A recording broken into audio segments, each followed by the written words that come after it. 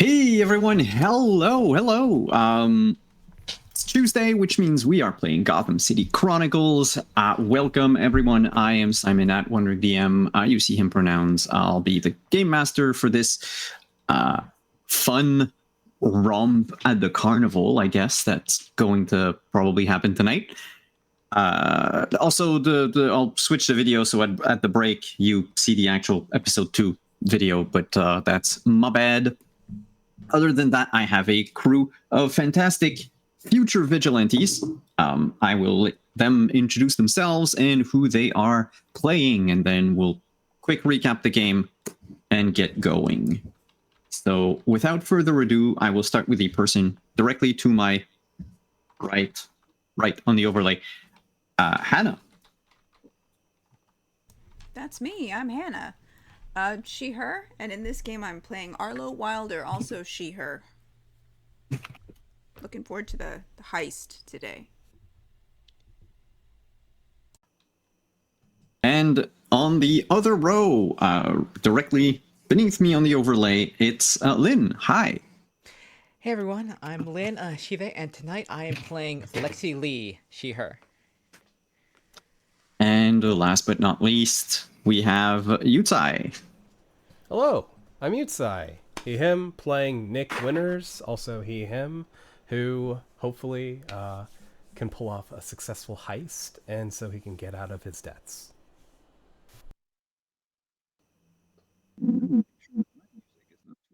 Loud.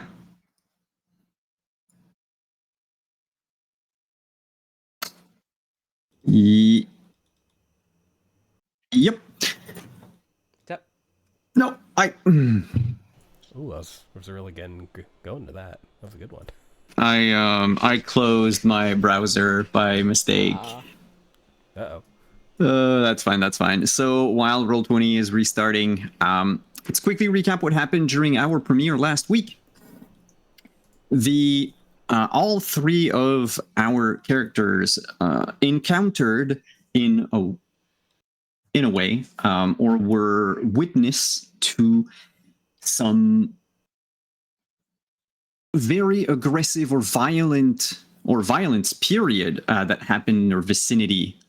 In the case of Lexi, she, while you were at the park, the sort of underground illegal den in the East End, you saw another regular Jasmine just thoroughly beat someone up, punched them so hard that they broke through the sort of railing, makeshift railing that surrounded the fighting ring.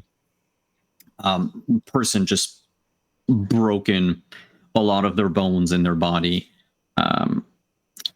Nick, you also heard about this person, I guess, young fella who decided to beat up a fire hydrant with a tuba. And Arlo went to investigate an abandoned apartment from a reporter who, like the fire hydrant, like the poor person at the club, has also been trashed. And through coincidences, the three of you ended up finding yourselves at the underground club at the same time. kind of forming a group to help Nick with a job that that his fence one I need his name, Freddy, sort of put him on. There was this carnival coming into town in a week from now, back when we were in the last episode, and someone there owes Freddy big, and he wants to have his stuff back. And y'all figured out that it might be a good idea to go together. But each one of you during the intervening week had some prep, I guess, or time to prep, or time to do anything really that you wanted. And this is where we're going to start tonight with basically what did you do during that week, and then we'll move to when the carnival arrives into town. So I'll start with Nick.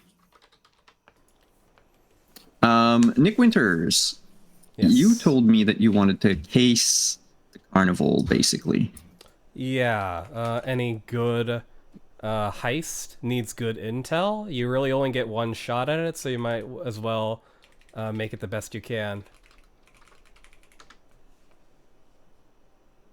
You know that the carnival itself is going to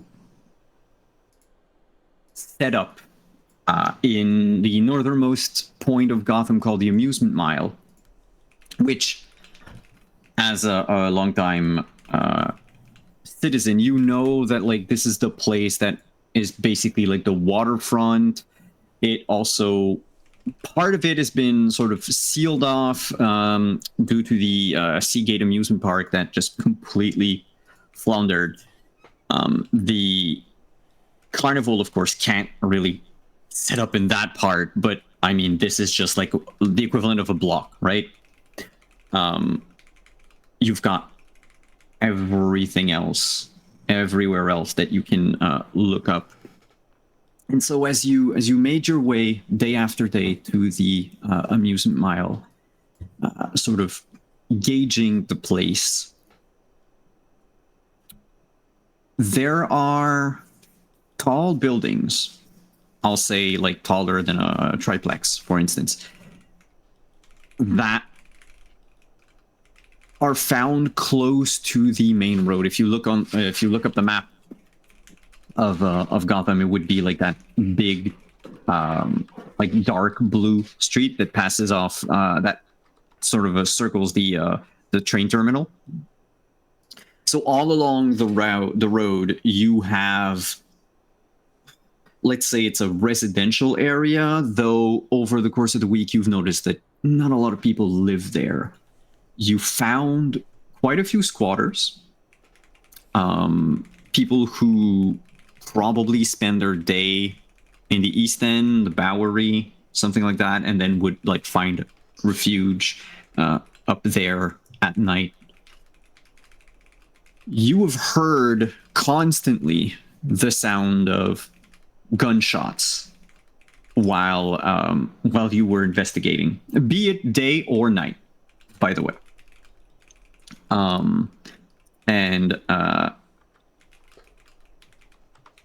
And aside from that part, like once you move away from this residential squatting area, things tend to become a lot flatter. You notice that there is a abandoned construction site. Some company started digging up what would become the basement, probably, to a, seems like a commercial area, maybe like a strip mall type of thing, given that it's sort of longer than large, you know? And otherwise, a lot of parking spaces, a lot of lots that are for sale, and one lot in particular where you have a temporary billboard that was set up announcing the, what's the name of it again? It's the Bloodhaven Carnival, I believe.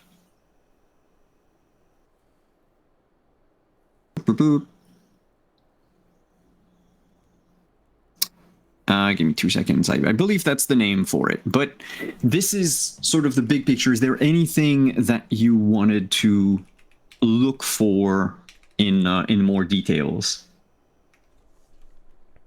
Definitely potential exit strategies like waterways, dense foliage, abandoned buildings, and the various sewer tunnels, perhaps. The name, full name, the Bloodhaven Carnival of Oddities.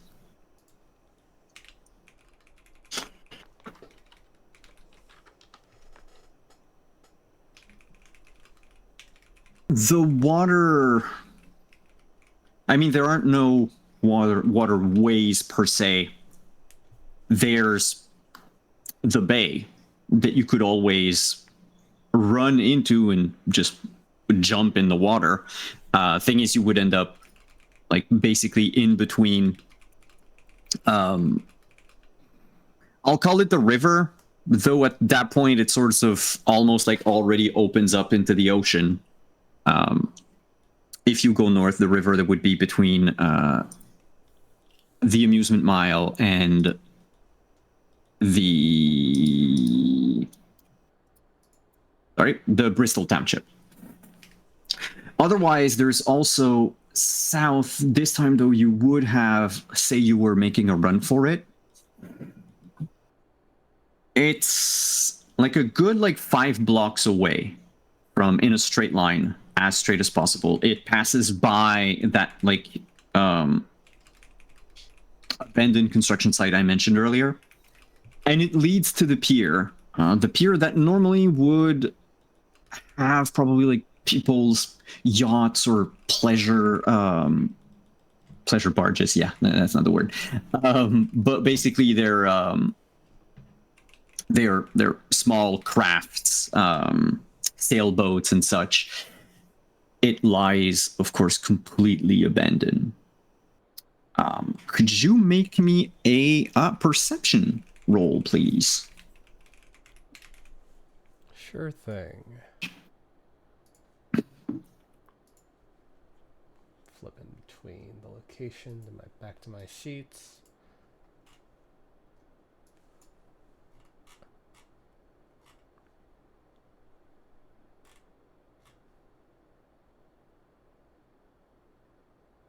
Is that just a straight D20 roll? It would be the macro that's like attack skill, and then you would add your perception bonus to it. Oh, I forgot. Perception's like a characteristic, a stat. It's a stat. Yeah, it's a stat in this game. All right.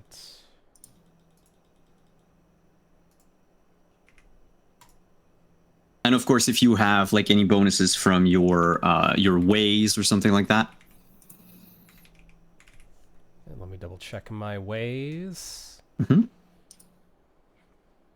For everyone watching, this is our second session, so we're all sort of getting used to the rules and all that. Actually, I do get a bonus. So I get add a +1 for this if you could. Okay. Huh. I hit some. Oh, there it is. 21 + 1 is 22. 22. Oof. All right. This is a lot different than last week or 2 weeks ago. Yes. There are these sort of... I'm not going to call them abandoned because many of them that you've passed by are padlocked with these sort of big locks. They're these rusted metal hanger type of thing. More like giant sheds more than anything that give onto the water directly. It's probably for people that wanted to bring their boats and cover the boat with whatever. Thing is as you looked around, you noticed that one of them is still is unlocked and does have an old rowboat left in it.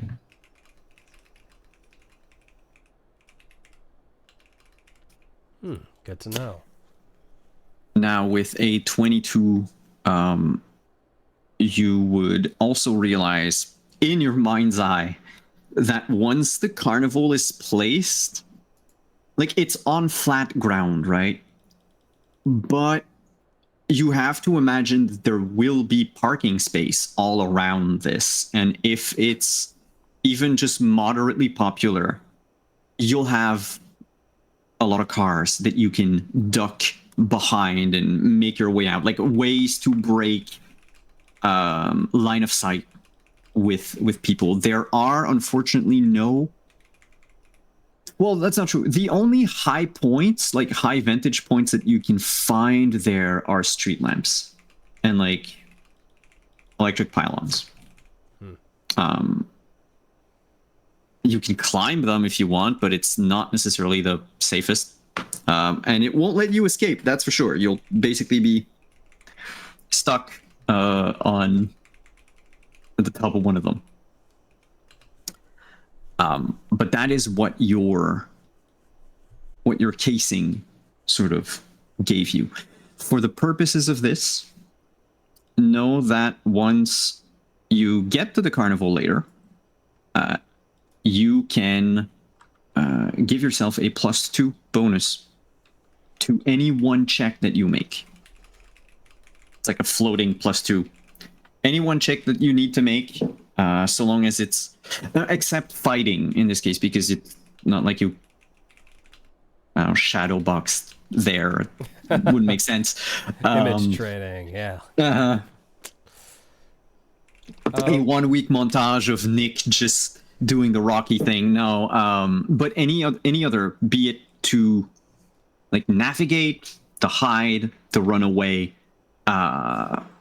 anything like that, you can definitely use that +2 on it if you wanted. Quick clarification. I don't know if it came up. Was there anything specific I'm supposed to take? I'm not seeing in my notes if there was. So Freddy asked you to get a lot of money out of the guy. He basically wanted you to rob him blind. That's kind of what he said or hinted at. He wants payback for the fake artwork that was sort of sold to him, or sold to him. And was for it him just destruction of valuables, or is it specifically you have to take it and give it back to Freddy, or he just wants it gone? No, he wants anything of value that this guy has, that this guy owns. He wants it, like to cover the sort of loss that he had, and also to kind of make him realize, because if you to refresh your memory, Willie Monahan, after selling the fake artwork and everything, Freddy tried to go after him. It didn't go well, and Freddy basically decided to pretend like the fake is death. Right. So that Willie would eventually lower his guard and Freddy could have his revenge. And it took years for this to happen. Like, the carnival would come to Gotham, as it does every couple of years, but Willie would not be part of it. Like, Willie would make it a point not to come near or in the city. But this time, Freddy's sources have confirmed that Willie will be there, probably because he thinks that everything is safe, and that's when Freddy wants to strike. And he knows that you, as a cat burglar, is probably the best person for the job. If I wanted to set something up to use during the heist, am I allowed to kind of like say I set it up, or do I need to declare it now? It depends on if it requires for the carnival to be set up or not already. Because remember, this is an empty lot at the moment. Right. So if you set up, say, okay, example, you set up a bear trap. I don't know why you would do that, but like they'll see it because it stands out, right? It's just a huge parking lot with like a single bear trap. Like, one guy's day. Yeah, they would see something like that. So depending on what you want, just let me know, and either you can do it the week in like the intervening week, or we'll have you do it like during the episode once it starts in earnest. So what is it that you wanted to prep? I was going to. I guess this is where the funds come in. I was going to buy some explosives and load up that rowboat with them. Oh, And depending on how expensive it is, some kind of remote control thing that can start puttering the boat out into the water with a secondary activation which would blow it up. the rowboat doesn't have a motor, but you can probably find like a small, in your case, probably the cheapest as possible. Yeah. Little motor that it's like a freaking like drop shipped. Mind you, we're in the 80s, so there's no drop shipping. You have to go to a store. You have to actually talk to people. I would say, so for the explosives, you do have connections, partly through Freddy. Do you have any money on you, though? I did get $500 Cool. prepayment and $100 for fees, quote unquote. All right. That would probably go around. Huh. I want to say 250. Cool. Can I try betting all my money first to see what happens? Jesus. I have an addiction. So in that like 1 week montage where we're gonna, intermingle both, Lexi's, Arlo's, and Nick's, and at some point there's just this one scene where it's just you at like a cheap casino just betting all of your money on it. Give me 2 seconds. You can definitely bet all of your money. That is not an issue. I feel like this will be great if I win and great if I lose. I'll say it's going to be interesting. I just need to grab. I guess it would be this book. Let me just check.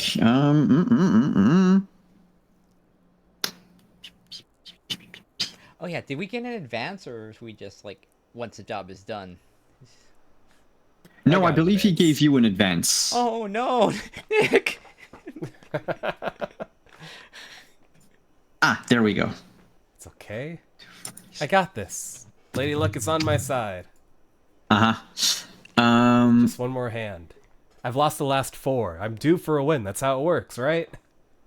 Yes, You just absolutely. keep doubling until you win. That's how gambling works. Absolutely. Just gotta put down harder. Next time, double or nothing. Yeah, like that one guy who bet his entire life savings on a roulette thing and actually won. See, you can win. Yeah, it's possible. Dreams happen. Okay, so I'll say that the motor itself would be like $100. Okay. Then for the explosives, it depends what you're going for. But if you're looking at, say, dynamite, because, this strange Gotham city out of time, wooden crates with dynamites in it, is a thing. You can get that from the black market, right? Right. And it's stamped, TNT on it.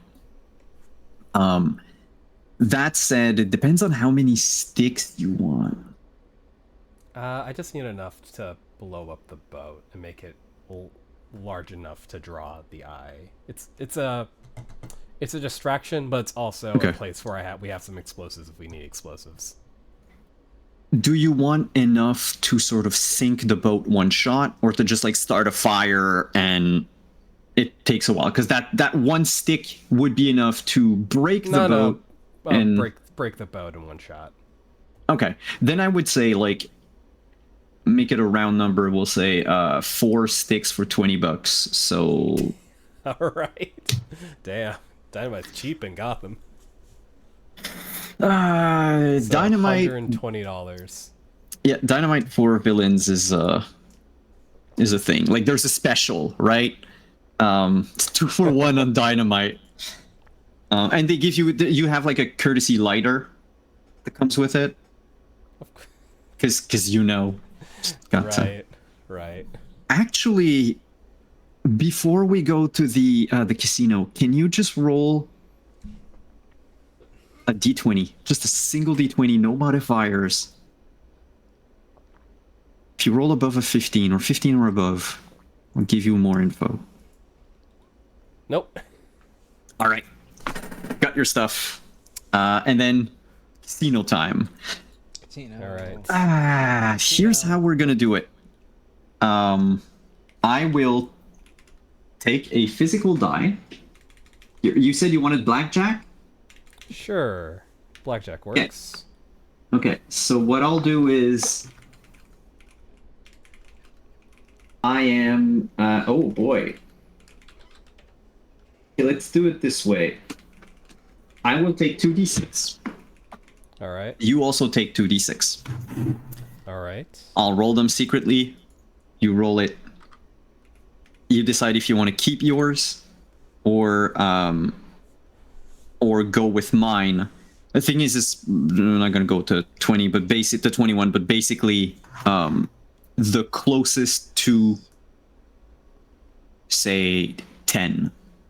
To 10. All right. Yeah. If I roll above you and you take yours, then of course you would lose all of your money. Mm-hmm. And then if you got it, you got it. I talk about losing when it's not going to happen. I have rolled. I've also rolled. And you said I could re-roll? Why? It's not a great roll.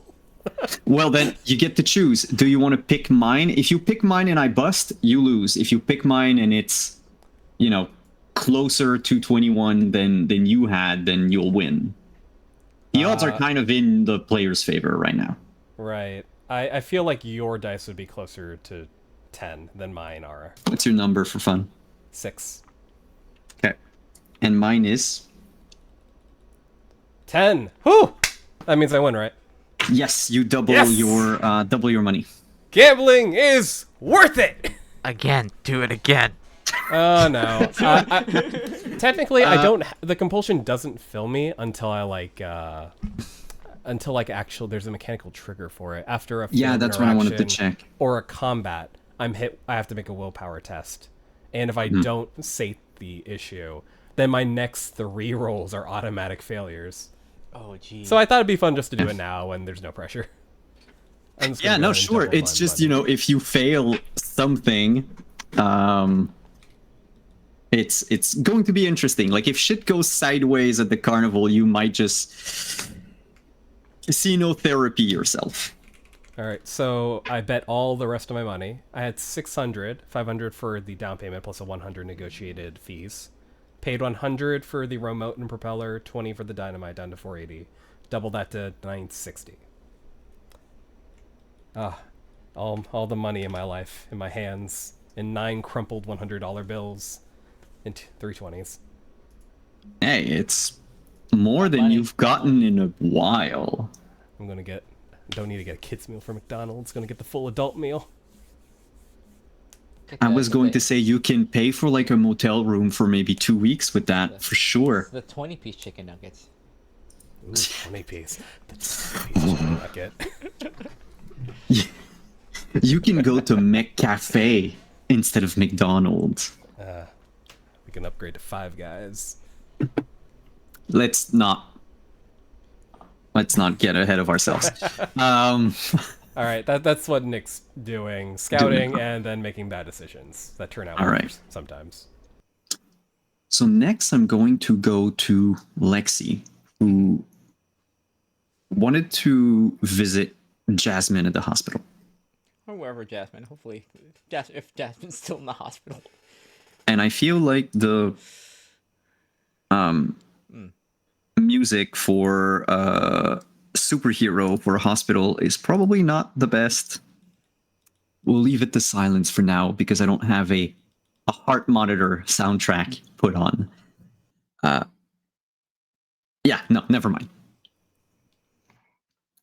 It's not too hard to just ask Tommy where, which hospital they took Jasmine to. Mm-hmm. She's at the no. I need my map. Is it Gotham General? It's the one that is north. Gotham General Hospital. Yeah, the one that's in Burnley. Not too far away. It's like something like 15, 20 blocks, but still. Mm-hmm. When you go and visit her, they don't really bother checking if you're an actual member of the family or whatnot. That's not good. They will tell you before you get to her room.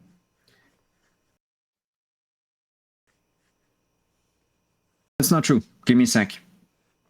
Let's say you have 7 days. Mm-hmm. Which of the day, like how many days do you wait until after the fight to go and see her? Because that will change what I'm. How badly did I? Like a few days, I think. So like 3. Yeah. God. 3, 4. Okay. Then they will tell you that she woke up recently. She woke up in the morning of day 3 from a medically induced coma, and she is allowed visitors. When you enter the room, there are 3 other beds, one of which, the one that is across the room from Jasmine, is unoccupied.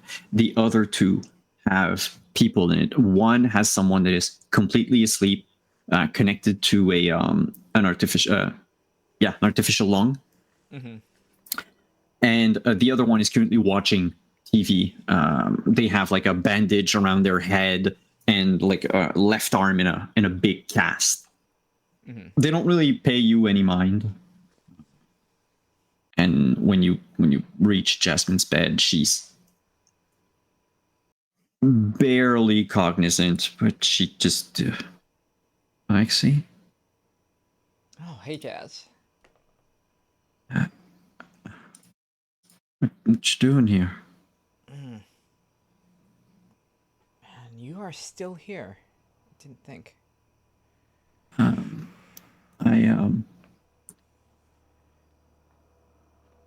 Where am I?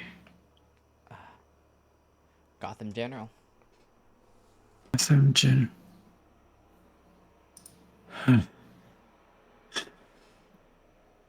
I thought I was in Blackgate Infirmary. Nice. No, you didn't. No, you didn't do anything. Yet. I didn't kill him. No. No. You did quite the number on the other guy. God.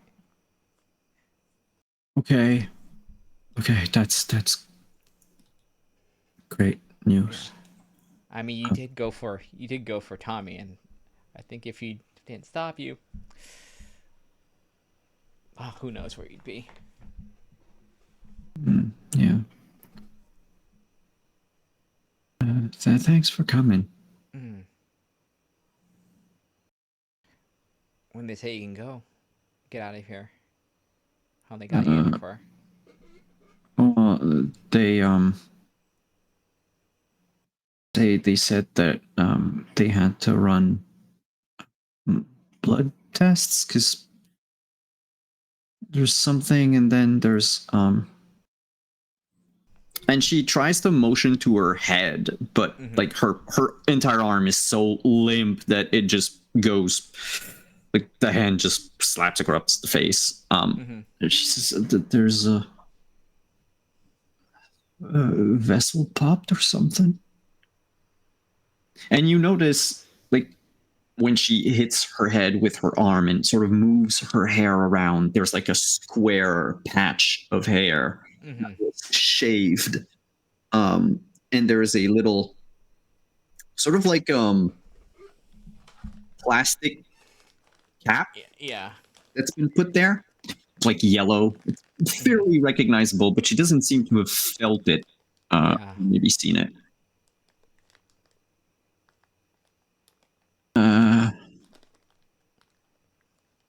Yeah.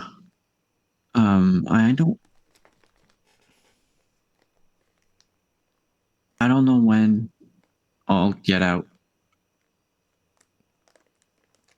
Is that a problem? No, just seeing how you're doing. Out of character, how much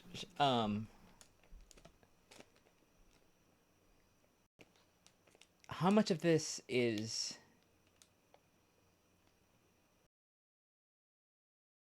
possibly what like drug related? Like the amount of like the state. You know what? Give me. Because I think Lexi basically did a bunch of like shoulder and like side of the torso like Oh, you punches. didn't Yeah. punch her in the head. You Yeah, yeah, absolutely yeah. did not punch Yeah. her in the head.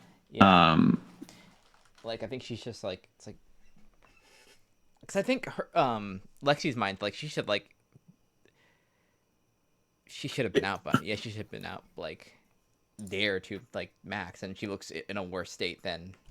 I mean, she got a concussion from falling on the ground, but you're a fighter. You've been knocked down often enough that, like, yes, it can. But there's the thing about like the blood work. Yeah. It seems a bit yeah. out of it. Yeah.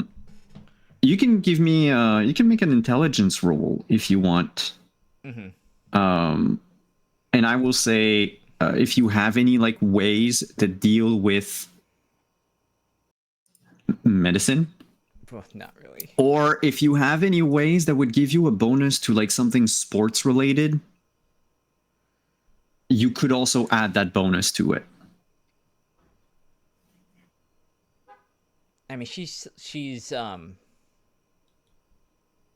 trained and she knows like like what sports injuries look like. Would that help at all?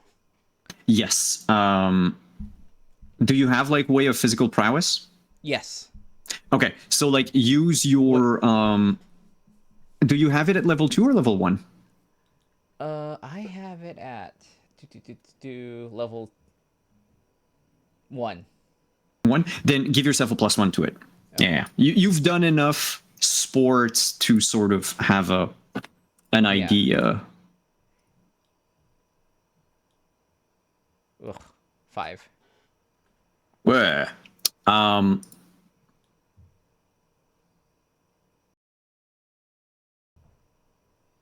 If the only theory that you might have to go on with is if when they brought her in, of course she lost a bit of blood, but if they found like that she had maybe like drugs in her system or something, they're probably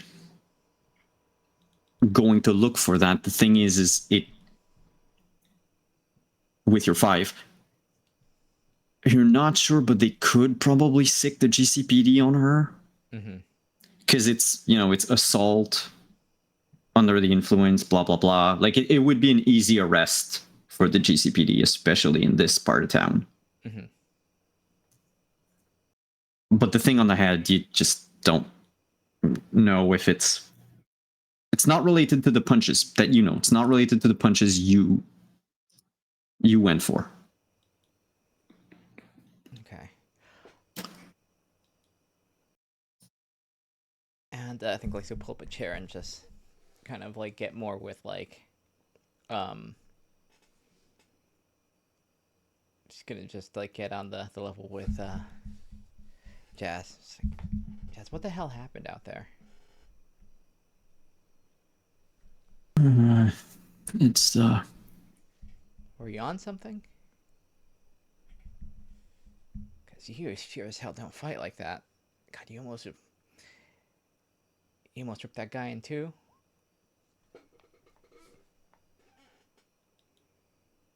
yeah.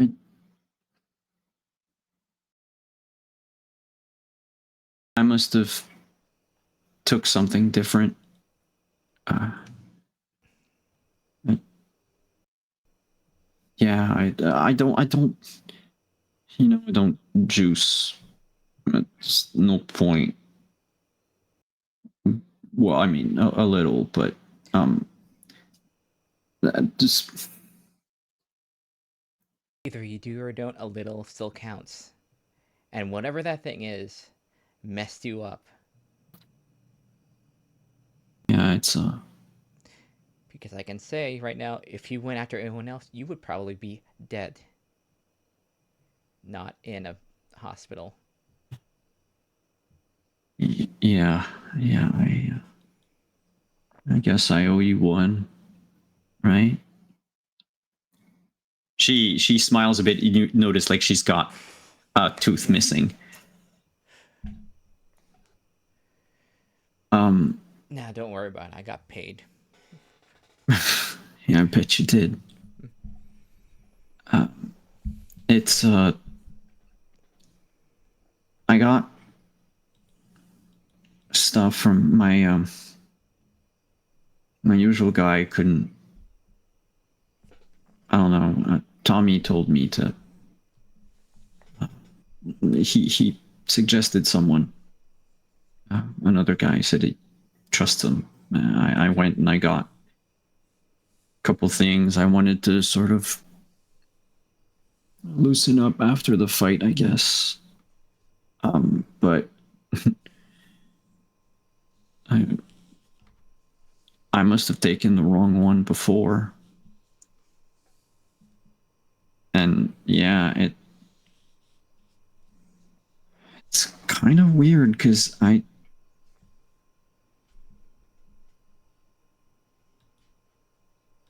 never felt so angry. And you notice as she begins to like remember, the heart monitor next to her begins to increase. Like her heart rate is increasing. Okay. And she's slightly more lucid.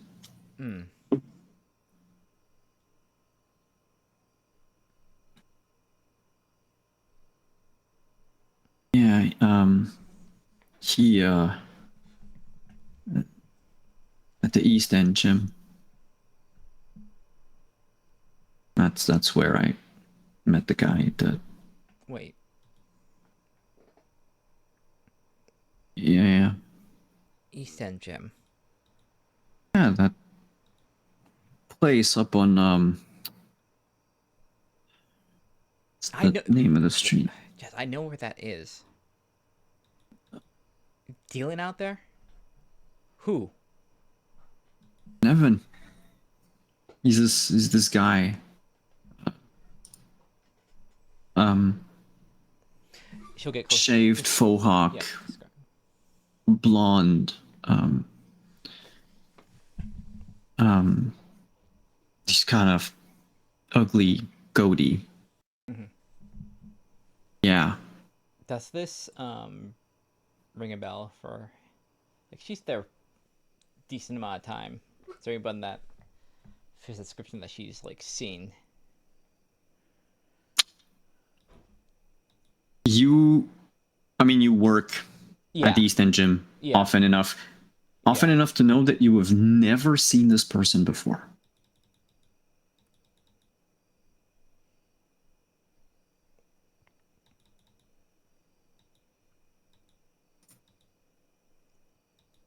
And Anyway. where in the gym did you meet? The bus stop across the street. I don't go to him. Lexi, whatever he gave me sort of fucked me up. Don't do it. It's not good. Well, I'm not going to take it if that's what you mean. I am going to have a little bit of a talk. How often is he there?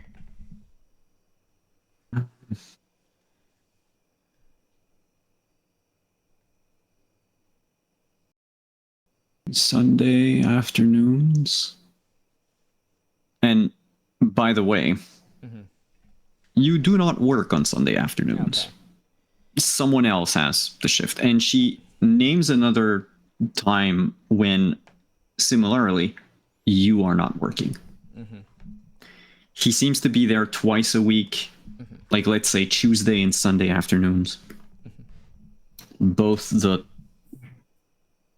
like she'll give you like time like between like 3 and 4:30 or whatever. Both It's a times you drop-off, don't work. Yeah, Yeah. it's a drop off. Just any sort of code word, signal you buying? You walk up to him and ask. I mean, you don't say that you're looking for juice, but you just, you know. Yeah, Yeah. it's a drop off. You know how that works.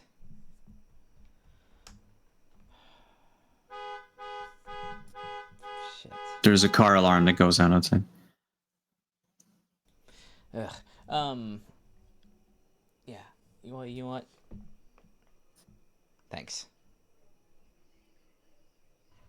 No problem. Hey, think I can come back? Come back to what? What, the Park? park? Yeah. Ooh, you might want to let that lay low for a little while. Yeah. Well, thanks for coming. Yeah, well, just get better. No rush. Yeah. And she And limply waves goodbye. it's like, and you know what? You know what? Once you get out, Hmm? you can have that little bit of the money that Tommy threw my way. I think I owe you a little bit. Oh. Okay. Okay.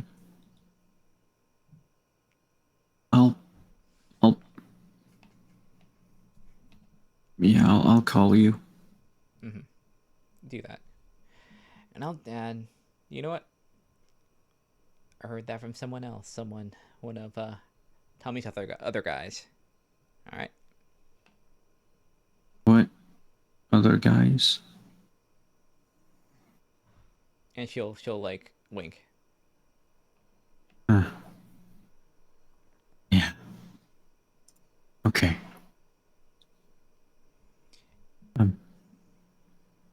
And give me a call if they get you on any sort of charges, because you know what, I'm one of the people that was there, and I can vouch for you. You really want to talk to the pigs? If they come for me? I mean, I wouldn't give them the satisfaction of getting you. So That's nice. Thanks. because I mean, if you're there, at least I'll guarantee at least one win at the ring, huh?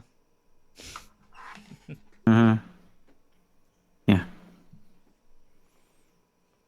And the longer that you talk to her without reminding her of what she took, the less lucid she be. Like she goes back to the state she was in when you walked into the room, where she's barely cognizant.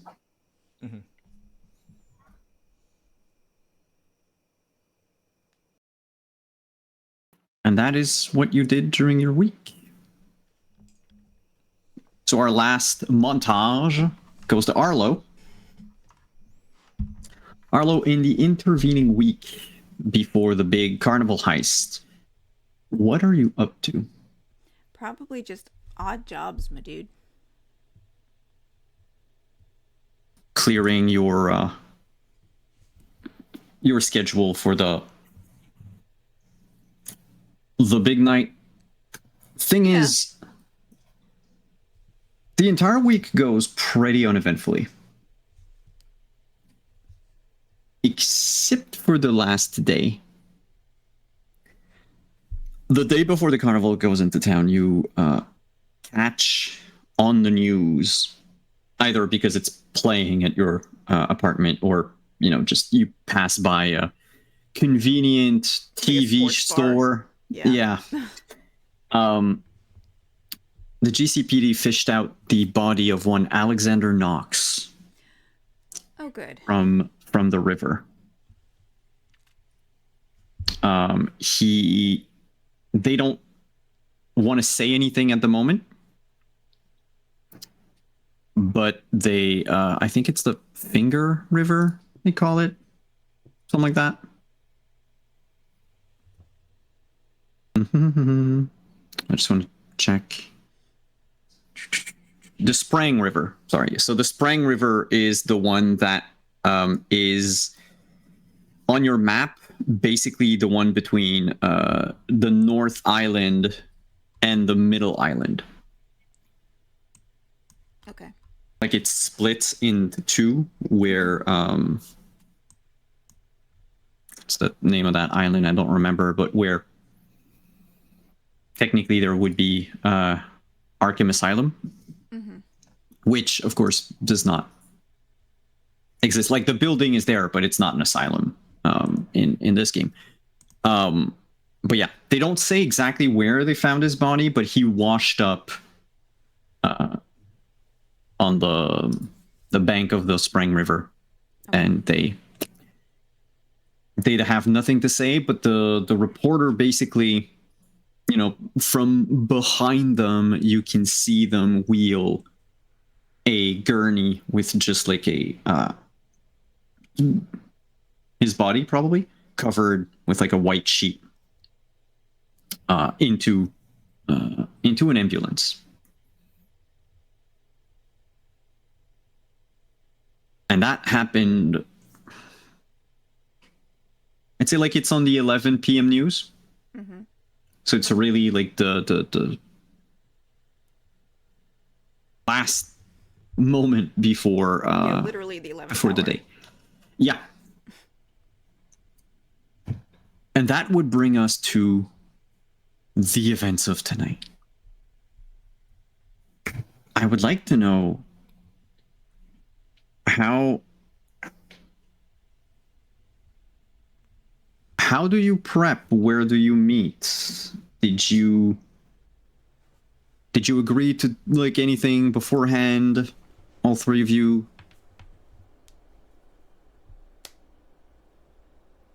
Coffee shop nearby? That seems neutral. That can work. That could work. Of course, the carnival has already set up. It's set up last night, basically, so it opens up tonight at 7 p.m. It'll still be daytime because we're in the summer. The carnival itself is like from 7 to midnight, so there's like a good window, and the three of you will meet up in this not quite cozy, but probably, I would say, coffee shop with a lot of personality. Leave it at that. Whatever they serve tastes somewhat like coffee.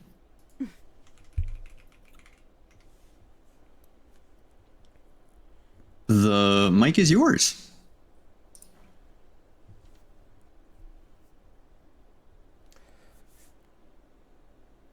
You see Nick has like a pot by his side that's like half empty already. He seems to be very familiar with just drinking lots and lots of coffee. No matter how watered down, black, as long as there's caffeine in it, he can probably shoot it down. But he looks at the both of you and says, "All right, we ready? Everyone good with the plan?" Which is, I guess there really isn't like a plan, just get in, steal, get out, but, You think there should maybe be a little bit of a plan than that? Well, the carnival just got into town. I haven't had my usual prep time. Freddy forgot to mention that part. I did prepare one small contingency, just in case. It's just a distraction, maybe something that might come in handy if we need it. But I don't even know what exactly we can take. Like, obvious thought, cashiers, the money for tonight, sure, whatever. But with the amount of bile Freddy has for this guy, one night's cash is not going to cut it. There has to be something, I don't know, big?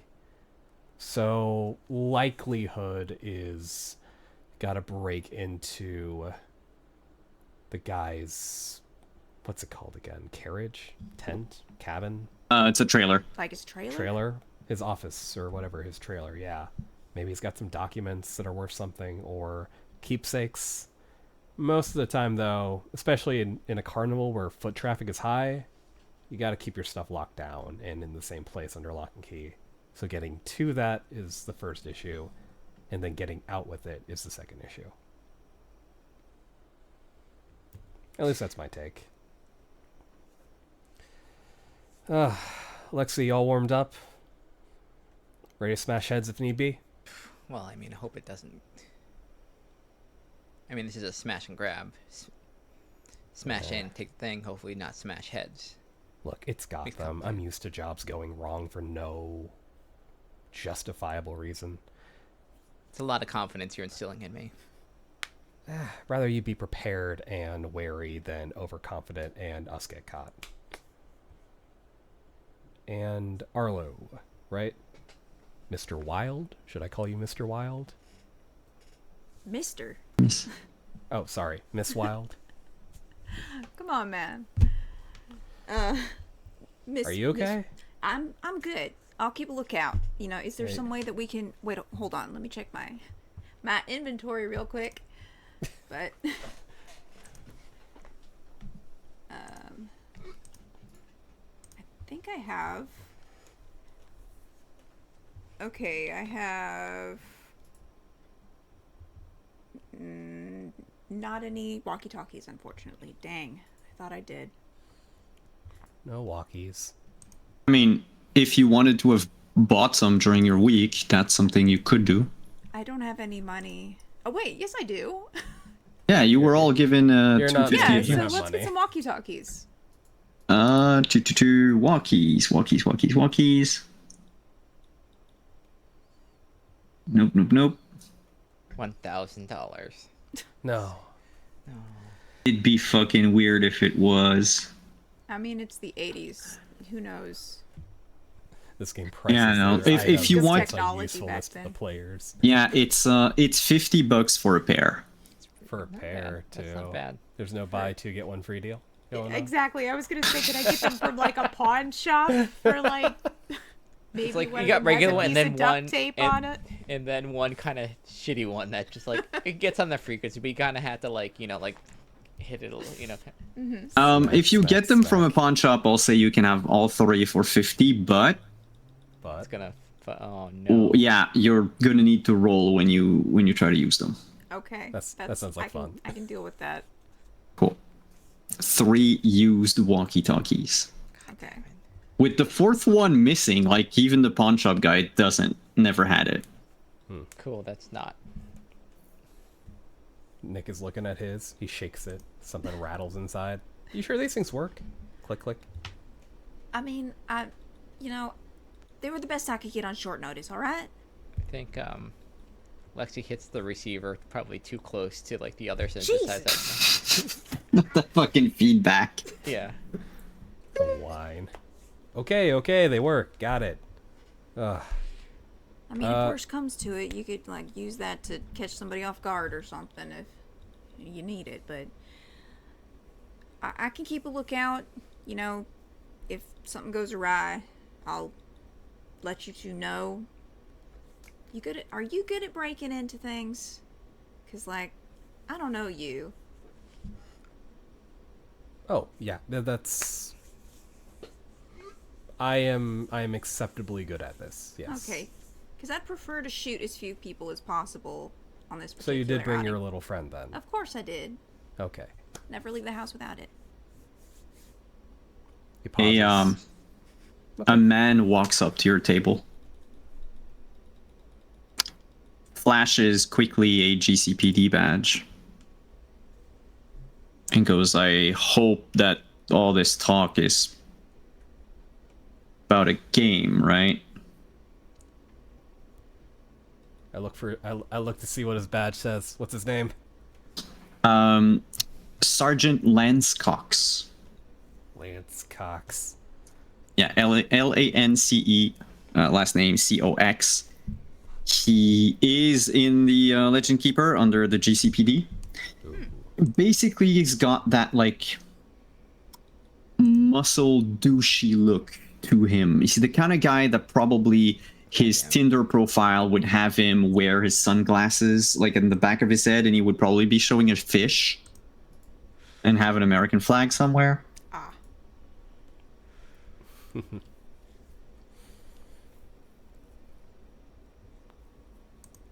Because kind of talk that you're having tonight, it sure sounds like you're looking for trouble.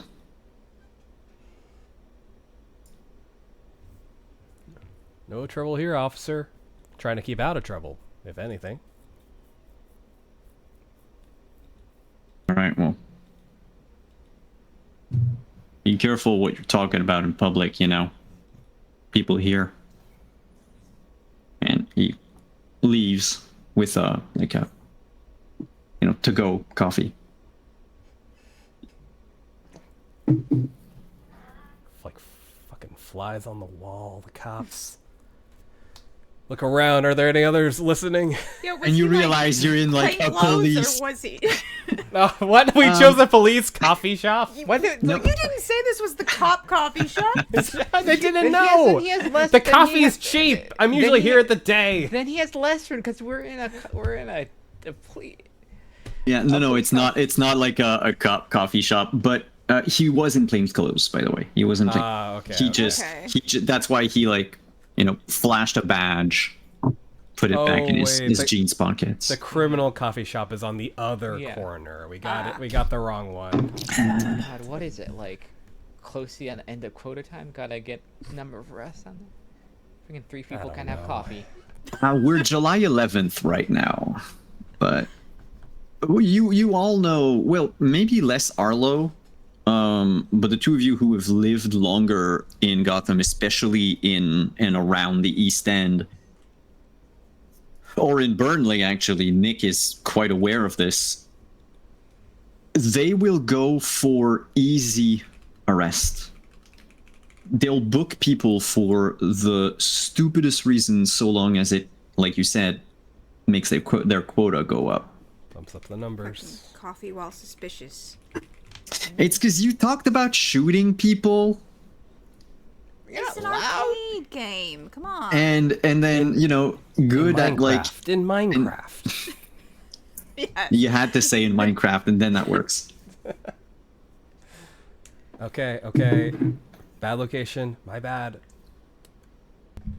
Lowering voice. All right. Just if a fight breaks out, look, I don't know you two, and I don't expect you to like stick out your necks for me more than the contractual obligation Freddy is paying you for. Just enough that I can get out there with whatever I'm pilfering. So, but yeah, first we You need still to don't actually. even know what it is, though, right? It's in the wheelhouse. It's like, you know, going on stage. You go up, you make something up, people clap, you leave. Except making something up is finding something valuable, and leaving is leaving but with valuable object. Speaking of which, I think that is first step. We got to get in and then figure out where these things are kept, and then I mean, it's a carnival, right? There's probably some big top show going on, trapeze artists, Is it that elephants on a ball. I'm assuming. The Flying Graysons aren't I- playing Yeah, tonight. the Flying Just I so think it was you a know. circus. I thought it was one of those things where they What- just what set if up we- like what a if we- corn No, dog it's a stand fair. and, like, It's a work What if, fair. pig. what if we cut her tightrope for distraction? just enough not to kill anyone. Probably. It's like they have a net, right? Yeah. They I'm got on a net. I'm on an origin Minor story human speed run. endangerment. The cool thing is, you know, Bruce is not Batman in this version, so even if he ends up with Dick, like, he's just going to raise him, and that's it. Mind you, he has absolutely no reason to have a ward, so... So this is more of a fair. Sorry, you said not a carnival. It's more of It's a fair. A fair. They Gotcha. call it the Bloodhaven Carnival of Oddities, Okay. but really it's more like a fair. Is there like a section where like a musical act is performing, perhaps? Well, as you make your way to the fair itself, let me give you a brief description. So, amidst a sea of booths with various fixed games, you've got all of your classics. You know, the hit the hammer to with the hammer, hit the thing to make to, you know, ring the bell, the shooting gallery, the all of those like cornholes, all of those things. You've got quite a few stands with food. A lot of them are just moving about. They've got like all of these like multicolored balloons hung up on their carts, and they move around. Like one's popcorn, one's corn dogs, one's hot dogs, whatever, you know, one's pretzel. There is a Ferris wheel, but it's rather small for a Ferris wheel. The hilarious part is with the Seagate, you know, closed. Seagate has a giant Ferris wheel, which just sort of puts the focus on the fact, like it makes the Fairs one look tiny, even tinier in comparison. They have like a few of the regular like tiny roller coasters that kids can go on. There's music. There is one big tent, not high enough to have trapeze in it, but there is like one big top that's set up, and it's the, you know, red and white, like striped red and white with the little flags at the top. You've got a lot of like it's a big like family thing. There's a lot of kids, a lot of parents, few people on dates walking around eating that sugar thing, cotton candy and such. There's an entrance fee of $5 per person. And I know I'm not nickel and diming all of you, so you don't have to remove it from your cash, because remember, you all have a certain amount that you can pay per game session without caring about it. And even Nick is $5 and under, so thank God. That's fine. That's fine. Now keep your money for when you need to buy like actual items or if there's something. But there is a fee to go in, which doesn't hurt anyone except maybe Nick. You've got your little stamp on the back of your hand, and from where they've set up the rowboat, like the boathouse with the explosives in it that you've set up, Nick is, I'm just gonna draw on the map that we have on Roll20. So let's say the green dot is where they are placed. Whoa, that's a big dot. This is where they are. And your house is kind of over here.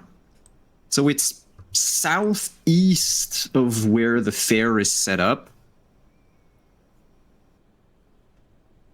But just close enough that you, knowing what to look for, like if you stand in the parking lot and you look towards the boathouses, you can see it. Like if you blow up the boat, people might not see the flames. They'll definitely see the smoke. Gotcha. And oh yeah, and the carnival is of course very, very loud. Their main attraction is the oddities, which is what they have in the big top, which is kind of what'd you call that? Like a freak show. But their freak show is slightly different in the sense that it's not necessarily people with disabilities. It's more like people that can do strange things. Like they have a person who's just of course you have like pictures, but there's one of them who's a contortionist, and they sort of can fold themselves into a ball. They've got, of course, a bunch of others. The psychic twins. There's only one that's not there that's been like canceled, and it's like a strong, like the typical, you know, strong man in the leotard with the big twirly mustache. Kind of a staple, but not there. Oh, and they have clowns. There's a bunch of clowns walking about. To the point where I'm going to have to ask you to make a perception check.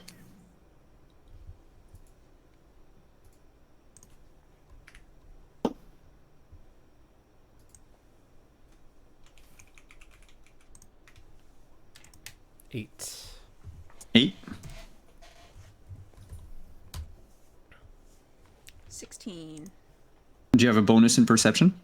0. Okay. 7. And so it's the person with the 0 in perception that actually notices. I also There's have a 0. Yeah. There's a Jack Nicholson looking clown dressed in Good. purple with green hair. No, you notice that amidst all of the clowns, there's a bunch of them. They're probably also working, like it count as the fair's like security. Because yes, they're walking around being like all clown and shit, but they seem to all have like areas where they patrol and look at people. Either security would be weird for a clown, but maybe they're like might be pickpocketing people. Like identifying marks That's with fine. whatever coded language they have. Get clowns. Communicating in clowns can't. Yeah. So I will Meh, meh. convey this strange observation.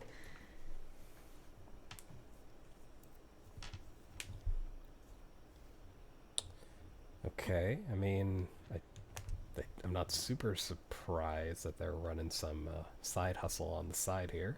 Yeah, not really. But I think the more important thing is that there might be a clown patrolling or like predestined to patrol whatever area it is that you're going to, because if these clowns are designated to certain areas to do their jobs, Right.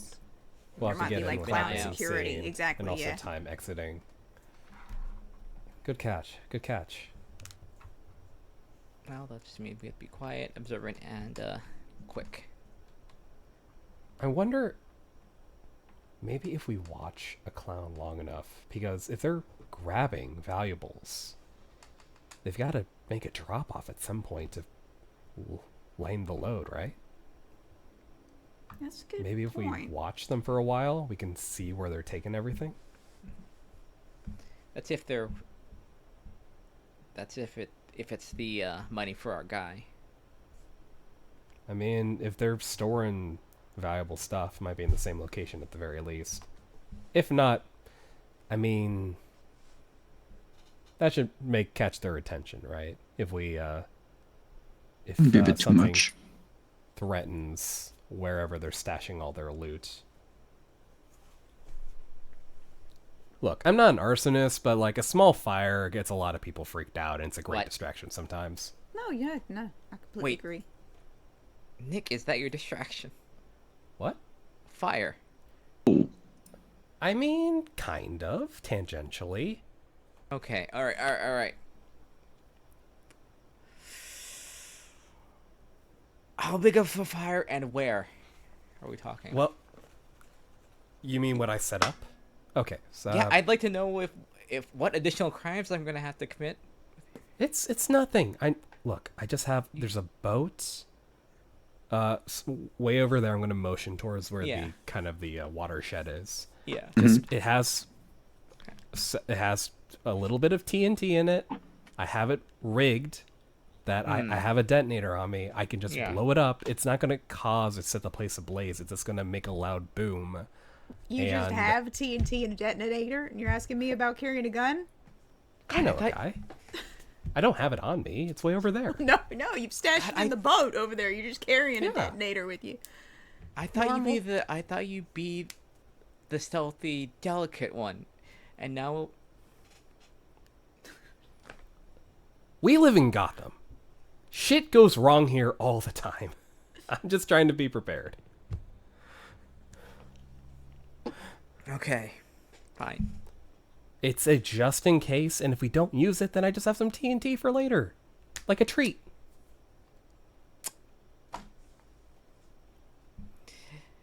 You know what? It's your area of expertise. If you say you have it, God forbid the muscle says any concerns on it. I'm not saying you can't speak your mind, Lexi. It's way over there. It's not going to blow up anyone's stuff that's not condemned by the city. It's just a big sound. It's just a distraction. At the worst case scenario, if we need an explosive, then I have some nearby we can grab.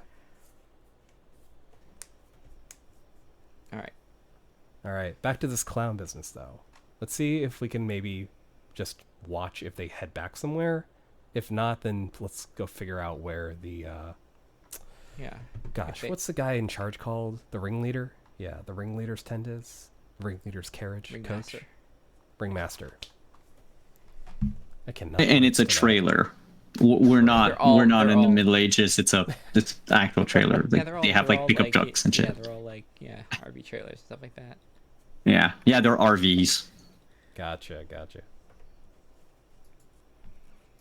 Also filled with gas and can explode. I mean, yes. So what I will ask you, there's an actual like mechanic in Gotham City Chronicles for tailing people. Ooh. And so what'll happen is your evening here, you've got 5 hours essentially, right? From 7 to midnight. Okay. How many hours do you dedicate to sort of observing and following the clowns? The minimum would be 1, of course, but do you want more? 5 hours. Well, here's what I'm thinking. Like, maybe we should scope out our original objective first, because that seems to be the prime thing. Because we don't know that they're one and the same, where the clowns drop off things and where we're supposed to be taking things out of the trailer. Because if it was me, That's if I fair, was that's fair. carrying something valuable around with me in a wandering circus type deal, I'd have it in a safe. And I doubt that the clowns would have access to the safe to drop off everything that they're doing. So I think they're probably 2 separate locations. So I'm thinking we should go at least scope out the trailer, see what the easiest way to get inside might be. And then if we have time after that, see if we can get some bonus stuff on the side with the clowns. Unless I'm missing something and y'all have some other ideas. No, honestly, it's a really good point. The clouds probably don't have access to the most valuable things. The ringmaster keeps dear. Okay, yeah, I agree. I think we should go figure out where the ringmaster's... I'm about to say coach again, but I know that's not the word. Trailer. Trailer is...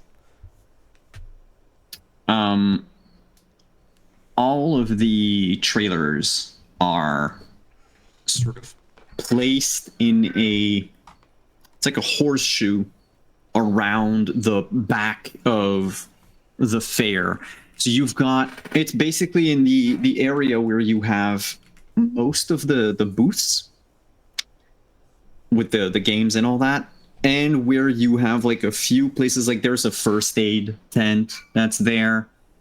You also have like the porta potties are there, and in back of them you have different RVs and trailers of different sizes. Each one of them has a piece of paper with a name, and that's like taped with masking tape on the side of each. Like, well, names or nicknames. One's like the first one that you notice is like Domino. Bozo, whatever, like that, and then others have actual names. You have no idea who the ringmaster's name is, but there are a few trailers that are noticeably bigger than the rest. That could probably fit like a family of 4. Like you could probably have like a 3-bed situation in there.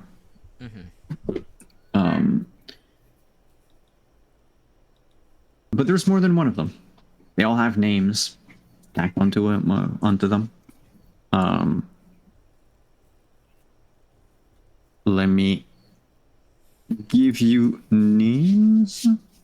Oops, nope, wrong page.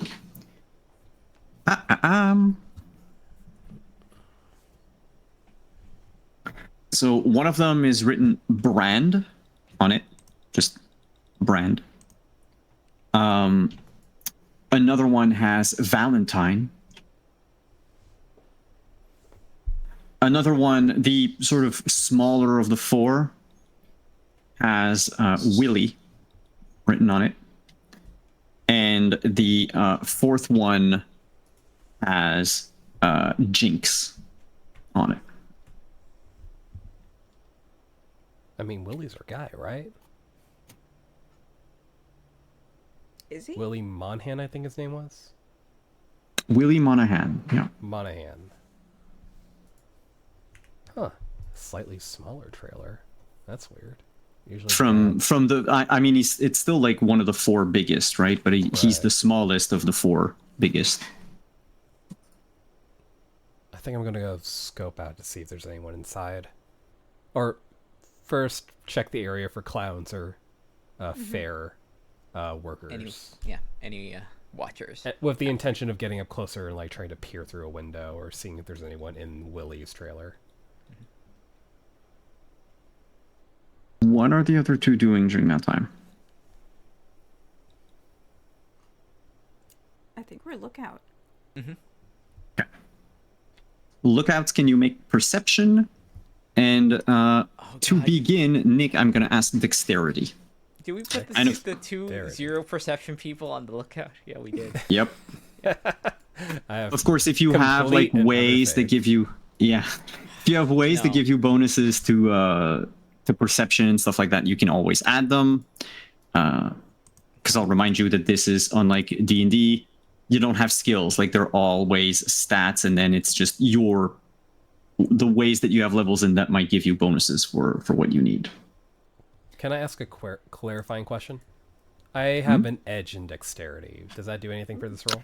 Yes, when you have an edge, it means that you roll 2d20 and you take the highest. Okay. I also have a way in stealth. What does it do? Is first level, says I get +2 bonus for dexterity when trying to pass unnoticed per level. That is absolutely what this roll is for. So I would get +4 because I have 2 levels in way of stealth. I think it's +2 because you have 2 levels. Let me just check, because normally it's plus level to something. It's called Way of Stealth. Yeah, discretion level 1, passive, I believe. Way of There's the warrior, with the protector, with the League of Assassin. I think I'm a bit too far. Way of Stealth, discretion. When trying to pass unnoticed, the character benefits from it's a flat +2. Oh no, it's a +2 for the test of dexterity per level. Yes, my bad. You've got a +4. So +2, and then my natural dexterity bonus is +3, so that's a +7, and I get to roll twice. Yep. All right. 26. All right, 26 sneaky. As for the 2 lookouts, can you give me your perception? Oh no. Would my way of Thank danger God. And another apply to 26. that? Your way of danger. Let me check. +1 bonus per level for all characteristics tests made in situations of imminent peril. If not, it's fine. I would say no because there's no adrenaline yet. Okay.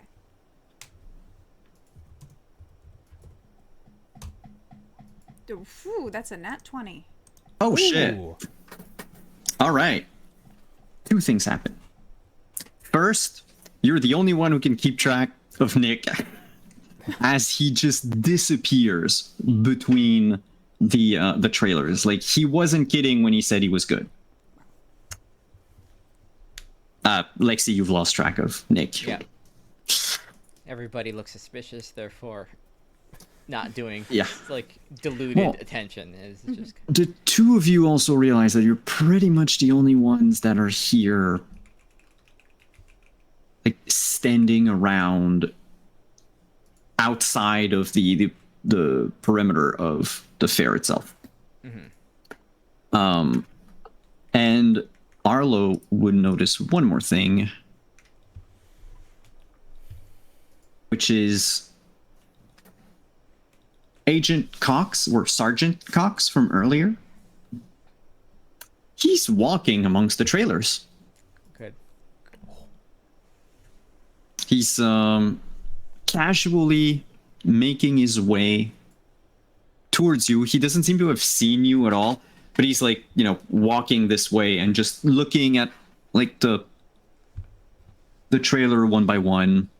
Sometimes he like sort of stops, cranes his neck to look through a window. Other times he'll look under one without really going under completely, but he's going around. Psst, Lexi. Yeah. Dickhead's back. Oh shit. The hell is he do? God damn it. Does he look like he's coming in the direction of Willie's trailer? Or Kinda, what's yeah. his sort of trajectory? Okay. He will eventually get to Willie's trailer, Damn. but I'll let you know if he veers anywhere. For now, he still is like far enough that you needed a high roll to see him. There's no good lighting where you are at the moment. It's kind of easy to hide, but it's also kind of easy to miss someone who's walking without a light. By the way, that's true. Nat 20. Sergeant Cox has he's holding a bag. Like a small gym bag. Still plainclothes. Plainclothes. Sergeant, what are you doing? How small? Roughly this size. Oh, like a yes, okay, yeah. Like the size of a handbag almost. Does Yes. it, like, from the way he's carrying it, does it appear to be heavy? No, it might be just like empty. It doesn't. There's no bulge in his bag. If there is something in it, it's probably something slim. Something that doesn't shape the bag. I don't know if that makes sense. Like, it could be a handgun, right? Yeah. But it could not be, say, a gym bag full of clothes that's like packed to the brim, Yeah. because it doesn't look. Okay. And Nick, I think at that point Lex should be like, shit, do you think Arlo, you don't think there's like a sting here happening? I don't know. He might. What the hell is he doing here? He might be going after the same thing we are, or he might be looking for the wherever the clowns have stashed their shit. Maybe he knows about that too. Well, just our luck. Just make sure that just keep an eye on him and see where he's going. Sure. we'll get to Willie. We'll get to Nick at Willie's trailer after the break, because I am being attacked on all sides by hungry kitties. So, time for a break. We'll be back in a couple minutes, everyone. Stick around, and we'll see where that entire heist goes.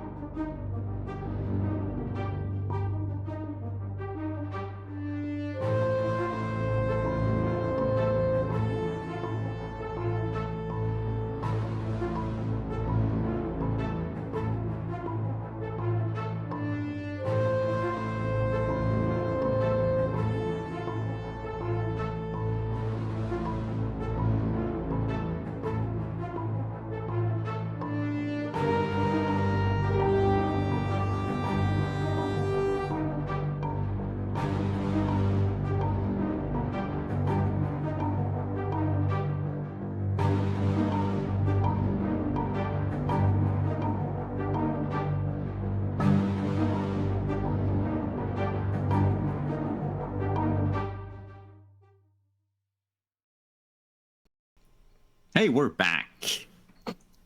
Yes. Nick, you crept up to Willie Monahan's trailer. And you peer inside. And all the lights are off.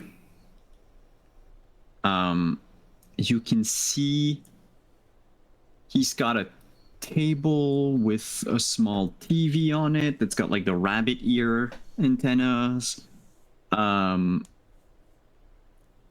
There's 2 suitcases on his bed. They're open. There's stuff in them.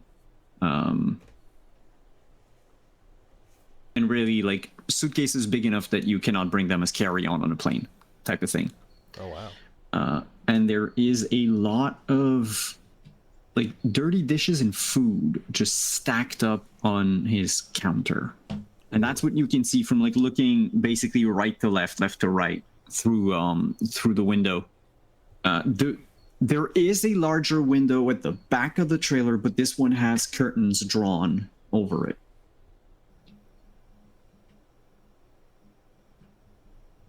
There's another window at the back of the trailer? Yeah, but the inside curtains are drawn, so there's no way to see through that one. I'm assuming if I like look around the corner of the trailer, I see a window. Yep. Okay. I'd like to, if the coast is still clear, I'd like to try to get inside. So far, so good. Can you give me well, that would be Dex. All right. I do believe you have lockpicks, so that's fine. I do. I asked for them specifically, so I would not die in the alley. All right. No inherent bonus to just regular dex checks, so I think this is just my normal. But because I have my edge in it. Yes, because you have your edge, you always roll twice. Right. So +3. Mm-hmm.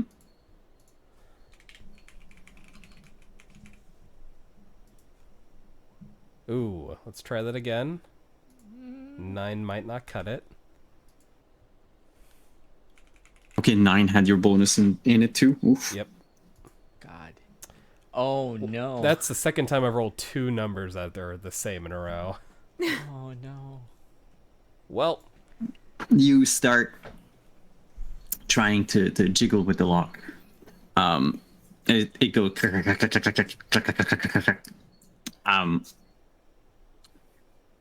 doesn't seem like you're going in. The thing is you have not seen him, but like I told Lexi and Arlo earlier, I would notify you if Cox was to veer off course. He's now he like stopped and kind of perked up, and you can see Nick trying to lockpick the trailer. Doesn't seem to go anywhere for now, and Cox basically heads directly for Willie's trailer. He's not picking up the pace, but that would leave you about, like, let's say a round to do something. Because otherwise in about, like 5 to 10 seconds, he's going to see Nick.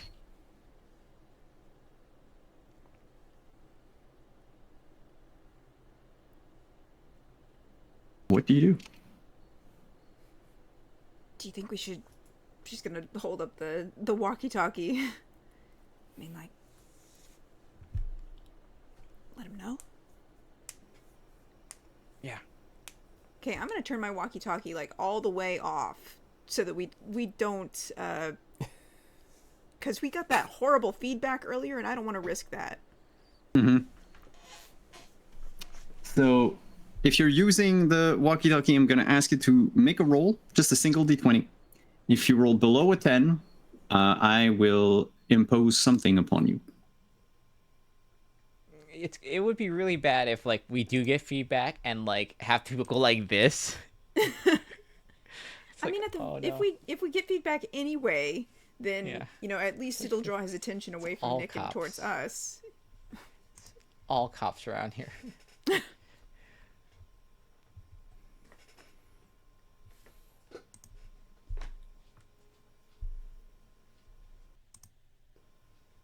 Me? Yeah, I'm my waiting for it to show walkie-talkie's up. off. So yeah, Lexi, that's your. Oh, that would be Lexi's. Okay, I thought Sorry. you meant off as in you were lowering the volume. No. I'm turning it 19. physically all the way off because Okay. Yeah. I don't want mine to squeal when Lexi uses hers. Lexi, it's fine. Nice.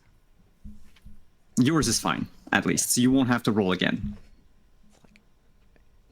Nick. Pop from the coffee shop is heading your way. What? Yeah. Can I roll under the trailer? That would be a new stealth check, yes. I'm amazing. No worries. And that would be opposed by his perception. Okay, let's All right. good thing I have an edge. That's a good. Yeah. Come on. I'll remind you as well that you all have something called exploit points, which give you a +10. That's true.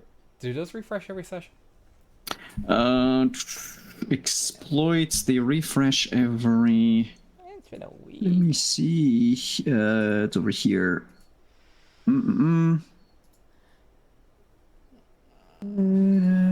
Exploit points. Added to your willpower mod. Okay, cool. No, I have to go look into game system. Oh, that's true. I think we forgot to do that when we made the characters. What? Uh-oh. The amount of exploit points that you have, let me just check on your sheets. You might have less than you're supposed to. That's good news. Yes, because it is supposed to be what was in like the package that you selected, plus your willpower modifier. Oh, okay. Oh, okay. Which means that you should have a lot more than you actually do right now, or at least like a 2 or 3 more. Depending on what you chose, of course, because like Bounty Hunter started with 0, so it's 0 plus your willpower mod. But let me check the game mastering. Like I said earlier, everyone, this is our second session using these rules, so we're still a little bit in the learning stage. Oh, come on. My kingdom for an index that works.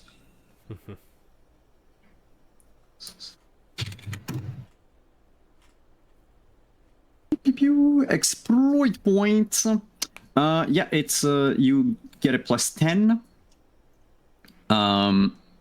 Only one EP can be used on any roll, of course. It's per round, I should say, not per roll. So, which means that if you have like 2 attacks and you want to add a +10, you can only add it to one of them. It can also be used to increase your defense score by +10 against one attack if you want it. And exploit points are only regained after an adventure is ended or every session. Oh. So it's actually 4 to 8 hours of play. So what I'll say is every 2 sessions we'll do it. Because I realize you have like 4 or 5 points and we're not rolling that's an enormous amount of rolls per night, right? Can I use it after the roll or do I have to declare it? It's always after the roll. And also, whenever you roll a nat 20... Is that it? Wait. No, okay, sorry. You can choose to spend 1 EP to transform a normal roll instead of giving yourself a +10. If you already succeed on the roll, you can spend an EP to turn that roll into a nat 20. Nice. Here is my second roll, trying to hide since I have the edge and dexterity. Mm-hmm. You know what? We just introduced a new mechanic. I'll use a 10 to make that 14 a 24. So I guess I don't know if I fail until he rolls perception. No, right? but it's after you know the My outcome. in this case it's an opposed roll, right? So after you know your result. Okay, I'll use an exploit point to make it a 24 then. All right, and I just want to see. Okay, so they don't have. Yeah, he cannot use an exploit point in this case, one way or another. I swear, if he sees me, mortal enemies on sight. Forever, yeah. Well, you got a 24. He's got a 15. I mean, There's a world where he would have seen me. I know that's like. I know. Like, what are Because you he doing doesn't about have an that? edge in perception for Mr. Cox. That's good. You know, good for. You duck, roll under the trailer. You see his feet. Oh, it's even. Oh, wait. No, I made a mistake. Uh-oh. He has an edge, but he has a +4 and not a +5. Okay. We got So one he can more. roll again. Ooh. Yes. An 18. Closer. But you got a 24. So you're I good. mean, Yes, I okay. mean, It's just if he didn't have an edge, because he would have had 14, right? Right. You rolled 10 above. So you would have a critical, which means that you could get to add something to what's happening. Oh, that's right. But because he got an 18, that doesn't. Yeah, so it's not. All right. I stayed out of sight. I'm happy. Yeah, you duck under the trailer. He walks up to it. You can see his feet and like the rolled up hem of his jeans. He knocks on the door. Willie, you in there?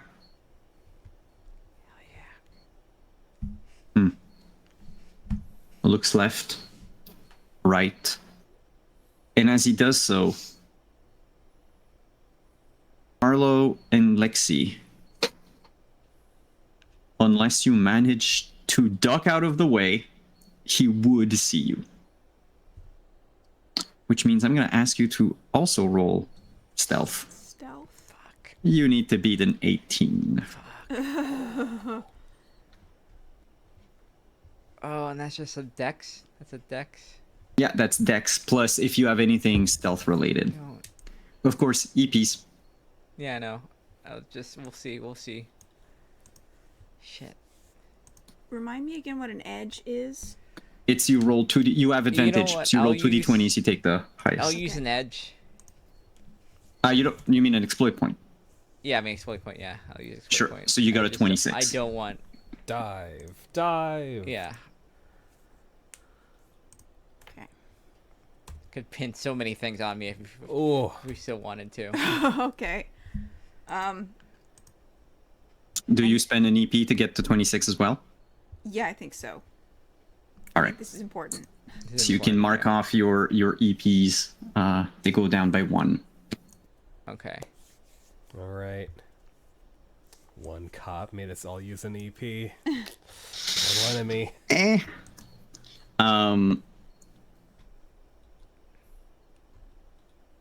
You duck out of the way. You jump down, like whoo! And thankfully, he hasn't seen any of you.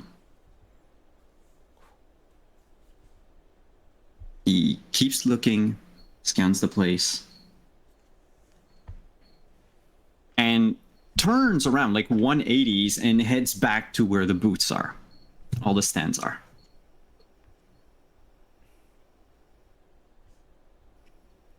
You wait until he's out of sight, and then you're good. Yeah. and then once he's out of the way, like Lexi will on the walk out, like, all right, he's gone. I'm going to attempt to let them know that Cox knew Willie, but I don't know my radio is okay yet, so I have to roll for that, right? Yes. Just a straight D20? Uh-huh.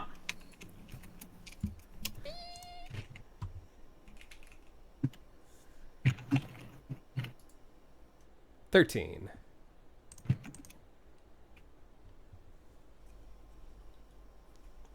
It's above a 9. Your radio works. Hey, Cox knows Willie. He was knocking for him, asking for him. Yeah, surprise, surprise, dirty cops. Great. If this wasn't complicated enough. I don't know. Is the coast clear? Can I climb back out and try the door again? Yeah. All right. Gonna pull myself out from under the trailer. Mm-hmm. Unless there's a convenient emergency hatch on the bottom. The escape hatch, Well, the bug out hatch, like the It I would need to make get the hell. sense. He's some kind of criminal. Don't I you mean, think it's there also should be like a bug-out carnival, hatch? like a carnival, like you know, I need a like if someone's knocking at the door, I can like like Near it's the- under a rug. It's like a little trap door or something like that. Yeah. There is a hatch. If you're looking under the trailer, there's like a circular hatch. It's about yay big. Yeah, secret escape hatch. Circle. Like larger, wider than a head. Could I fit through it? And is it the septic tank? It is the septic tank. All right, never mind. We're coming back out. It's like- Look, this is all fun. Being in Gotham, Yeah. I have some dignity even as a character. I mean, you don't want to waste those money on like shots and stuff like that. The therapy after Yeah. being doused in septic. Anyway, wanna- yes, I'll yeah. climb back out, and if the coast is clear, I will give the door another try. So here's the cool thing about this. Another rule that we haven't used yet. It's a rule that existed back in 3rd edition for those of you who played D&D 3rd edition. It's called taking a 10 or taking a 20. Oh, that's right. Yeah. Taking a 20 requires a lot of hours. Okay, it's you have to have like 2d6 hours ahead of you, right? So if you have like a whole day to do something, you can be like, I take a 20. It is not a success, like a crit. It's just, you rolled a 20. So add whatever it is to it. However, if you have 2d6 minutes, you can take a 10 on your roll, which then you add like whatever bonus you have, but it's at least as if you would roll like a 10 on the die. Okay. I have a +3 to Dex normally. So that would be a 13. Do I know if that's enough to get through the door? Otherwise, Well- mathematically, it'd just be better to roll the d20 twice, I think. The difficulties of stuff in this game is basically like around always like 5, 10, 15, blah blah blah. You're not superheroes. Nothing's going to be above a 20, and even a 20 is like hitting a 20 is basically the example they give is like disarming someone with a batarang, solving one of the Riddler's puzzles. I think the lock is easier than the Riddler's puzzle, right? It's just one of those days, Okay. More If often than not, and I mean, if you fail, I'll let you know. It's just going to take a while, but more often than not, if you take a 10 and you have the proper tools, you succeed. All right. If it looks like we have the time, the shadows are dark enough, I'll take my time and take a 10.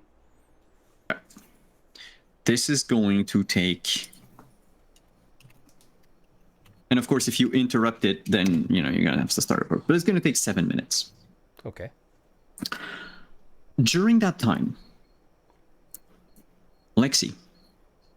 Well, Lexi and Arlo, but Lexi recognizes something that Arlo hasn't or doesn't.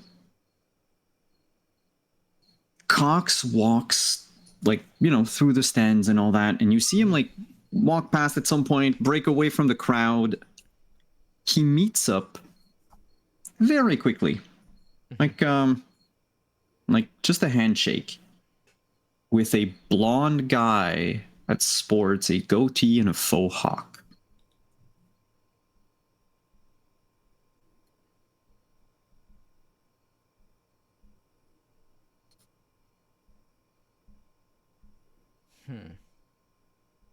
I mean, Arlo, you also see it, but Lexi, you remember the description that Jasmine gave you. Lexi's run with like gangs, and is also like slightly aware of like how police work. Does this look like? This looks like a handoff. This looks like a handoff. Okay. And after that, he basically probably stops at one of the booths because you don't see him walk through the other side of the booth. And that's the 7 minutes. That's what happens over the course of 7 minutes. Yeah. Eventually, Nick. Oh, yep. Sorry. I think Lexi's going to look at Arlo. It's like, I think the dealer's here. Of the BZK shit? Yeah. She'll look and see where Lexi was looking before to kind of get a better, like, eyes on the blonde guy. You think that's him? I think that's what Jazz described. Well, you think we should And try that and follow him or keep eyes on Nick? I can maybe deal with this if you want to keep an eye on Nick. Yeah, you be careful though. Always. It's like she'll hand you like it's like, do you want the good one or you want to trade? No, you keep it. All right. The good one or the Schrodinger's walkie-talkie. Schrodinger's Yeah. walkie-talkie. Yeah. Yeah. No, she wants to make sure that you can communicate with, like, if her walkie-talkie is shit, like, if that's how it ends up being, you should at least be able to communicate with Nick if something goes awry, if you're going off on your own. So It's like I think also she'll walkie-talkie Nick. It's like Arlo's got you covered. Caught me to drop off with Guy. Whoa, you're leaving? Dealer, man. That's what do you think? It's the lead I got. The lead I got about that shit that made Jazz go crazy. Yeah, I know it's important, but 2 jobs at the same time. All right, just tell me if things go down bad. I'll try to get in and out as fast as I can. Yeah, I'll be quick.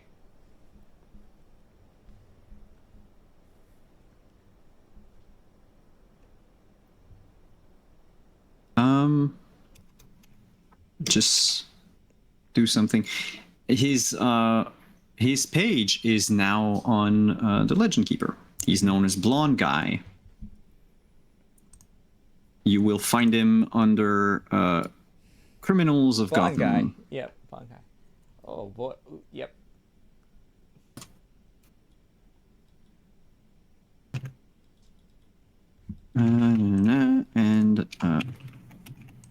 Okay. So you leave. I'll get back to you, Lexi, in a moment. The lock finally gives way. You can open the door. It smells like rotten milk inside. Oh, Like someone left days old cereal bowls. Just rot in the summer sun. maybe the septic tank would have been better. Holding my breath, I first look for any camera security measures. And Make a if the coast perception is- roll. All right, perception. Perception is back to my sheet. +2, plus I have a 1 from one of my waves.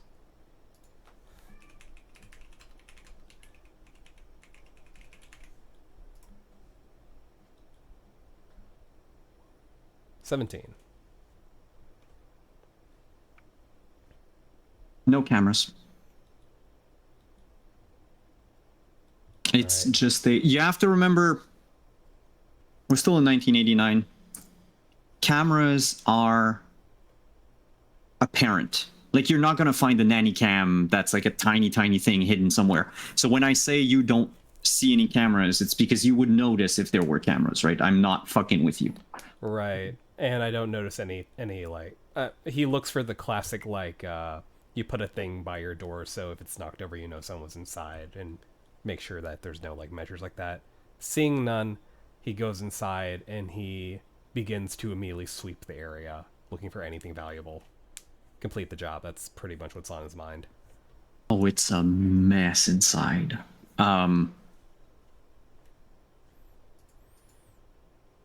You can make a... wait. I was going to say perception, but I don't think it's going to be based on perception this time. Let me just check real quick. Yeah, I think it's under intelligence. Intelligence.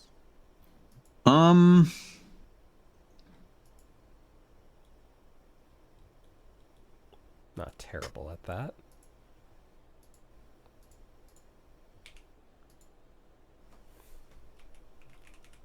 Yeah, it would be intelligence, because you're looking for places you could have hidden his stuff. So it's more a question of deduction in this case.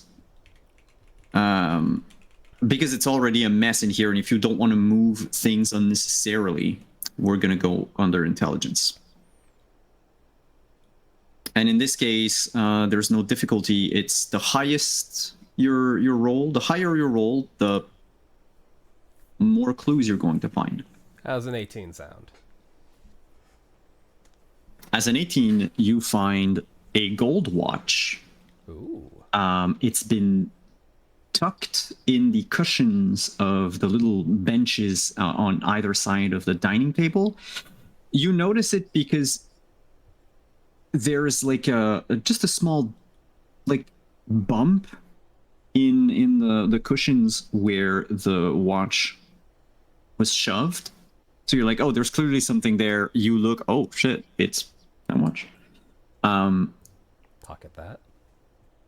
And then by just knocking on like panels everywhere, like under the bed, by the cabinets, at some point you notice there's a place on the side of cabinet.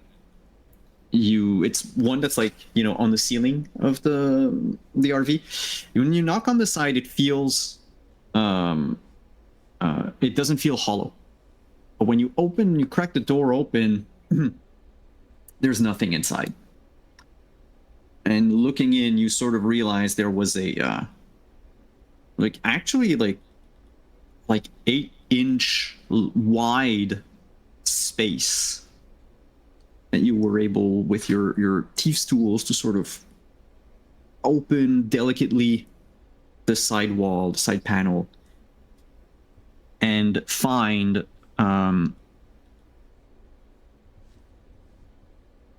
it's wads of bills, just a bunch of bills. There are 5 of them. You look quickly, seems like in total it would be like $1,000. That's a lot. That is a lot. And as you're doing this, Arlo, as this is happening, Cox is coming back, arguing with a guy. Shit. A wiry, mustachioed man, sort of reddish blonde hair,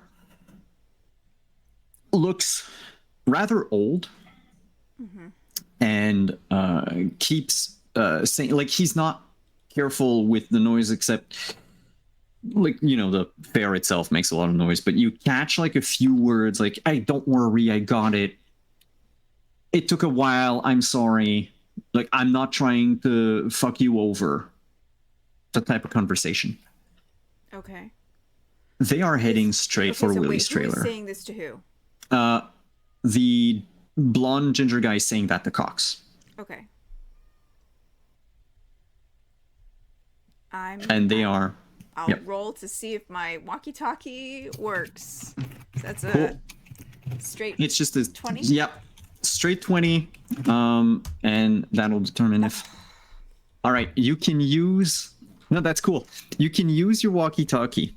All right, but out of game, I'm gonna ask you to do something every time you use it. Okay. I want you to put your hands like this over your mouth. And that's the only way you can speak through the walkie-talkie. Great. It's like the yeah, it's going to sound like this, but Awesome. Nick, What? there's the guy that Cox is coming back. What? Cox is coming back and he's got a dude with him, another guy. I don't know, it might be the guy for the trailer. There's a demon with a guy in the trailer? No, the guy with hide! Nick, hide! Oh From shit. me to hide, Nick! for half a second I almost heard Nick Cage. He's walking back with Nick Cage. Even worse. Young Nick Cage. That was yeah, like 20. Yeah, so what'd you do, Nick? I need to get out fast. And I guess this warrants a change in music. Yep. A quick clarification question, because it has been 2 weeks. Was part of the contract to get out unnoticed? Or as long as we got out with the goods, it's fine? Tommy wants this guy to be robbed. Never said, like, Tommy wants the cash, right? Right. He never said anything about how you got out or anything. He did say that if it came to it and you had to kill Willie in self-defense, he wouldn't mind. Not really that kind of criminal, if I can help it. Yeah. So, what'd you do? I am... And Arlo as well, if you want to react and do something, you can... I'm gonna see if Nick gets out first, and if it seems like they get too close without, then we'll see, but he's done good work so far. Gonna grab all the money. Is it alright to say I have some kind of like satchel or pack with me to put the cash in? I mean, yeah, you have to have like your thieves tools and something. You because you are broke, I will impose something upon you. Sure. How much? You have a fanny pack. Okay, I have That a was what I fanny was gonna pack. suggest anyway. Alright. Put the money away in Ziploc baggies so everything's dry. They also come in handy in case it rains. I can't tell from Arlo speaking and Hannah speaking if they can see the front of the trailer or not. I don't know if they're like 3 minutes away, if they're right outside the door. I'm going to pull out my only other thing I started the game with, which is a slingshot. Take out a rock and take out the back window. And I'm just going to vault through the window and take off as fast as I can.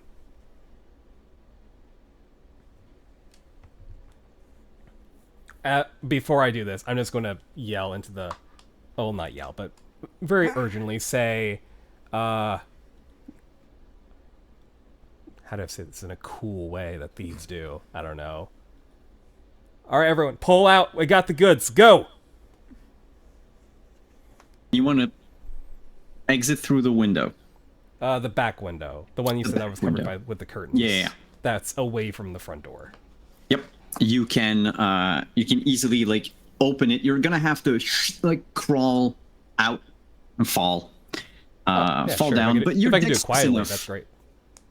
Well, the one thing I'm going to have to make you roll. Actually, it's not even going to be a roll because initiative in this game is a flat number.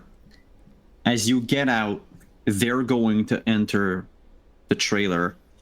The question is, will you have time to sort of close the blinds again and put the window back? The blinds are more important than the window, of course, because if the blinds are closed, he might not realize that the window's open. Right. So I will look at both of their initiative. You look at yours. You Okay. tell me the number that you have. And I will do an average of theirs, right? Because they're not like acting separately, they're together. So I do have a way that may help me do this a little quicker. oh, go ahead. I have Wave Escape level 2 Contortionist. I get a +5 bonus when attempting to escape or freeing myself from restricted movement. Forget your yeah, you don't even bother. You have ample enough time to slip out, close, leave. Nice. So as you slip out, you fall on, well, you land on the ground because contortionist, and you hear them as they approach and they walk in, and Cox, because you would recognize his voice, says, Cox says, Cox. What a bag of dicks. by the way, Willie, if you've got some extra cash, I've got something you might want to dip your finger into. And Willie to answer, look, man, I just want to get this done and over with. So you take the, and then they're inside the trailer at that point, so their voices are a bit muffled. No, You can stay in, yeah, that's what I was gonna say. Do you want to stay in over here, or? That's such a big payday if we solve that one too. Oh, wait. Can I? We can avenge our 3 exploit points. Okay, this cop. I'm going to take the string of my hoodie, wrap it around the radio so it's stuck in the on position, and stick it behind the curtains of the open window. Nice. And then take off.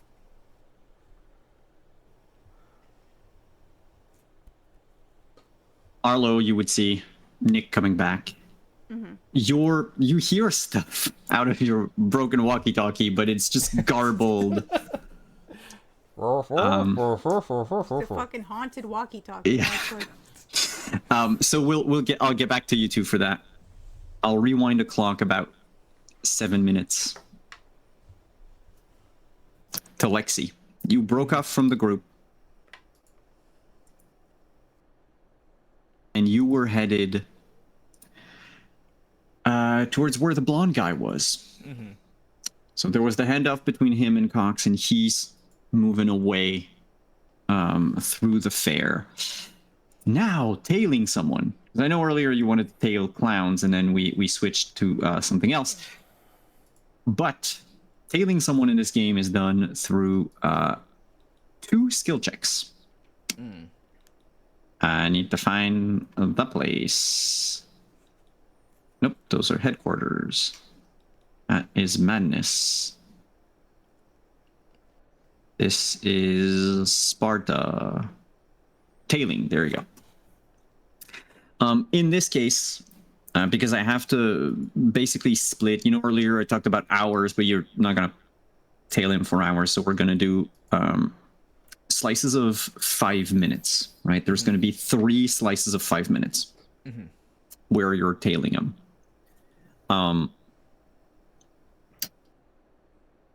You have to tell me how you want to approach tailing this person. And once that is decided, that'll also decide sort of what role we're going to take.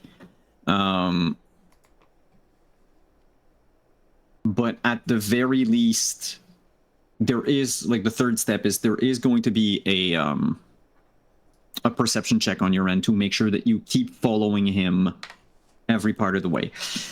Now, depending on how you choose to follow him, that'll give you a bonus to that check. Mm-hmm. It includes, how far away from them you want to be. Okay.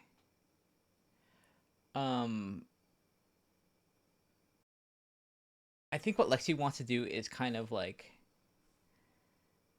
being able to, like, stay like parallel to him, not necessarily like stay behind, but kind of stay sideways, but like keep objects in between them.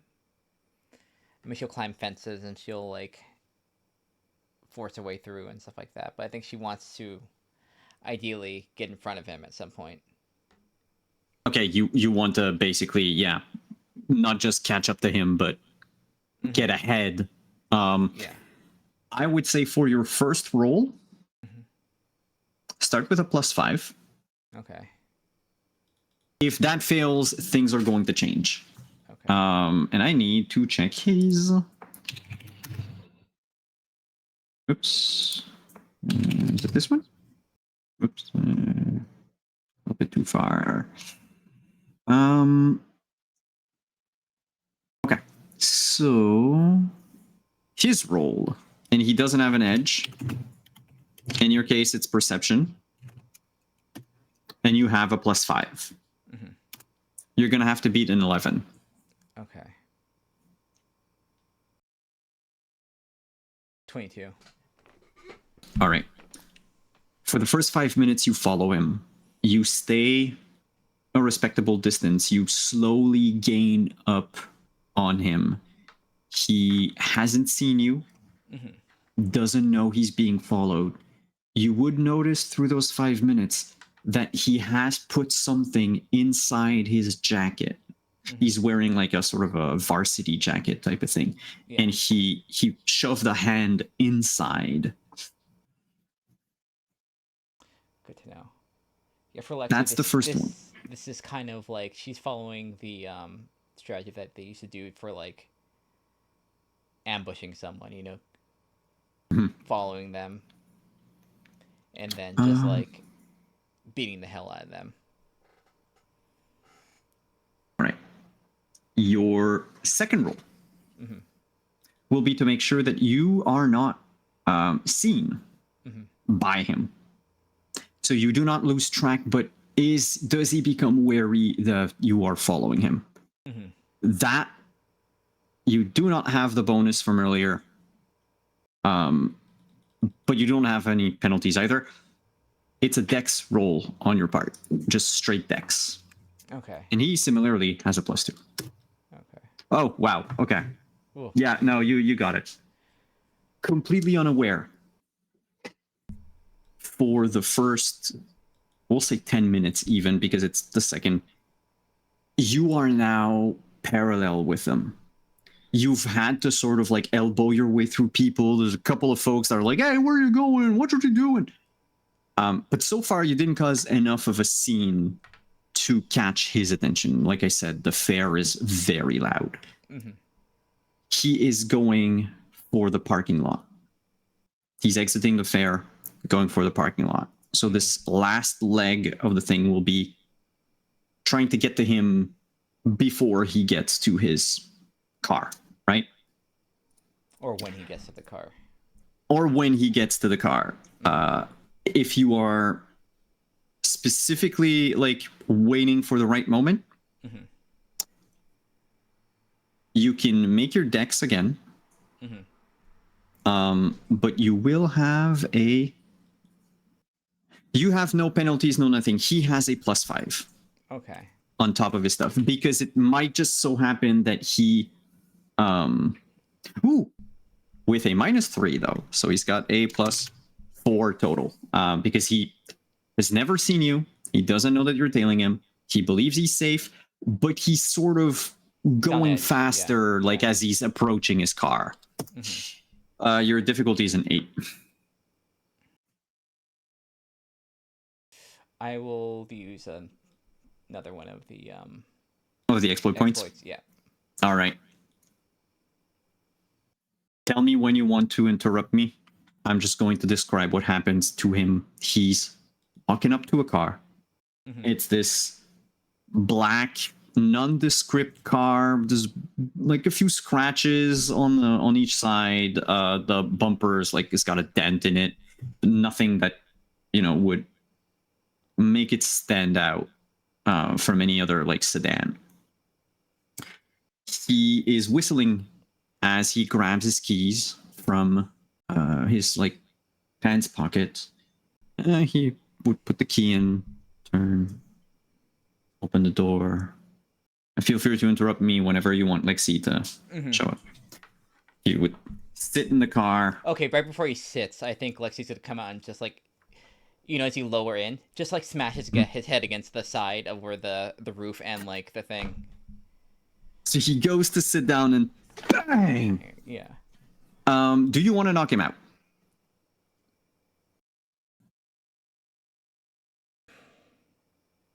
Because I will give you this. If you want to knock him out in one blow, right now you can. You know what? Yeah, I will. I will knock his ass out. All right. So he's just falls like limp. The coat opens, the package rolls out. It's like a thing wrapped in brown paper. Looks like a package of cold cuts you would get at a deli or something. He's going to be out for a while. The mic is yours. The scene is yours. I will get it. Just it's all right. I'll position him next to the passenger side, and I'll get in the car. I'll take the car. But first, I'm going to kind of frisk him. I want his wallet. You open his wallet. There's his driver's license. He's got a library card, and he's got $80 and some change in his wallet, which is like a sizable amount. I will look at his ID. Name. I can now give him address. a name. Yes, his name is Nevin. Nevin. Shit. What is it? Oh, long. God damn it. Nevin Longren. Sounds kind of French. Longren.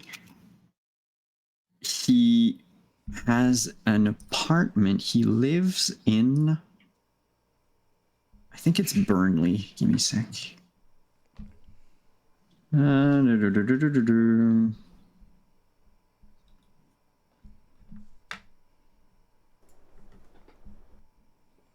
Why can't I see it?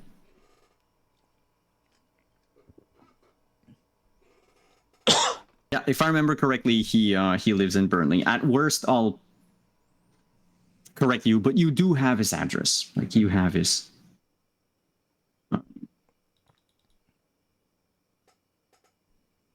He doesn't seem to be much of a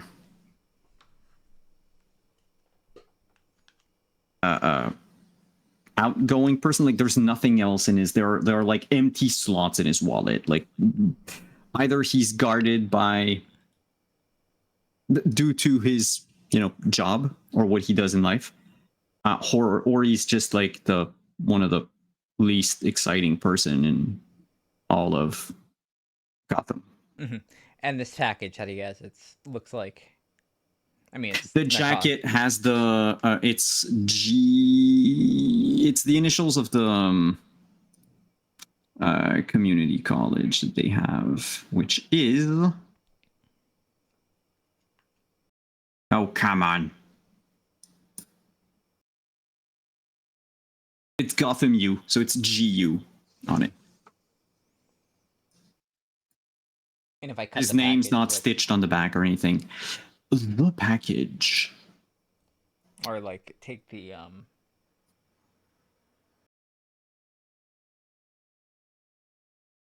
yeah, just like see what's in it.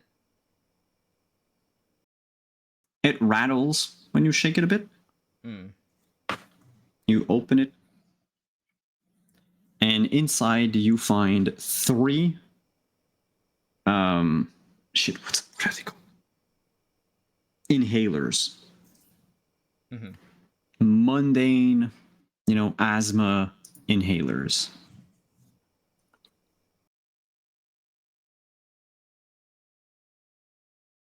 Are they are the little like canisters marked, or are they? Hmm? Do they have like, because they have like little like Oh, prescription they things have if like they're regular inhalers.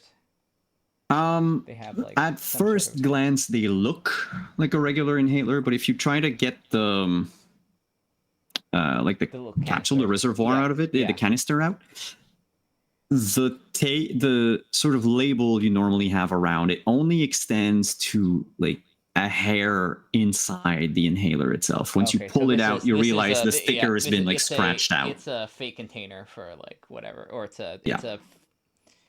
it's a wrapper for something, basically. All right. Yep.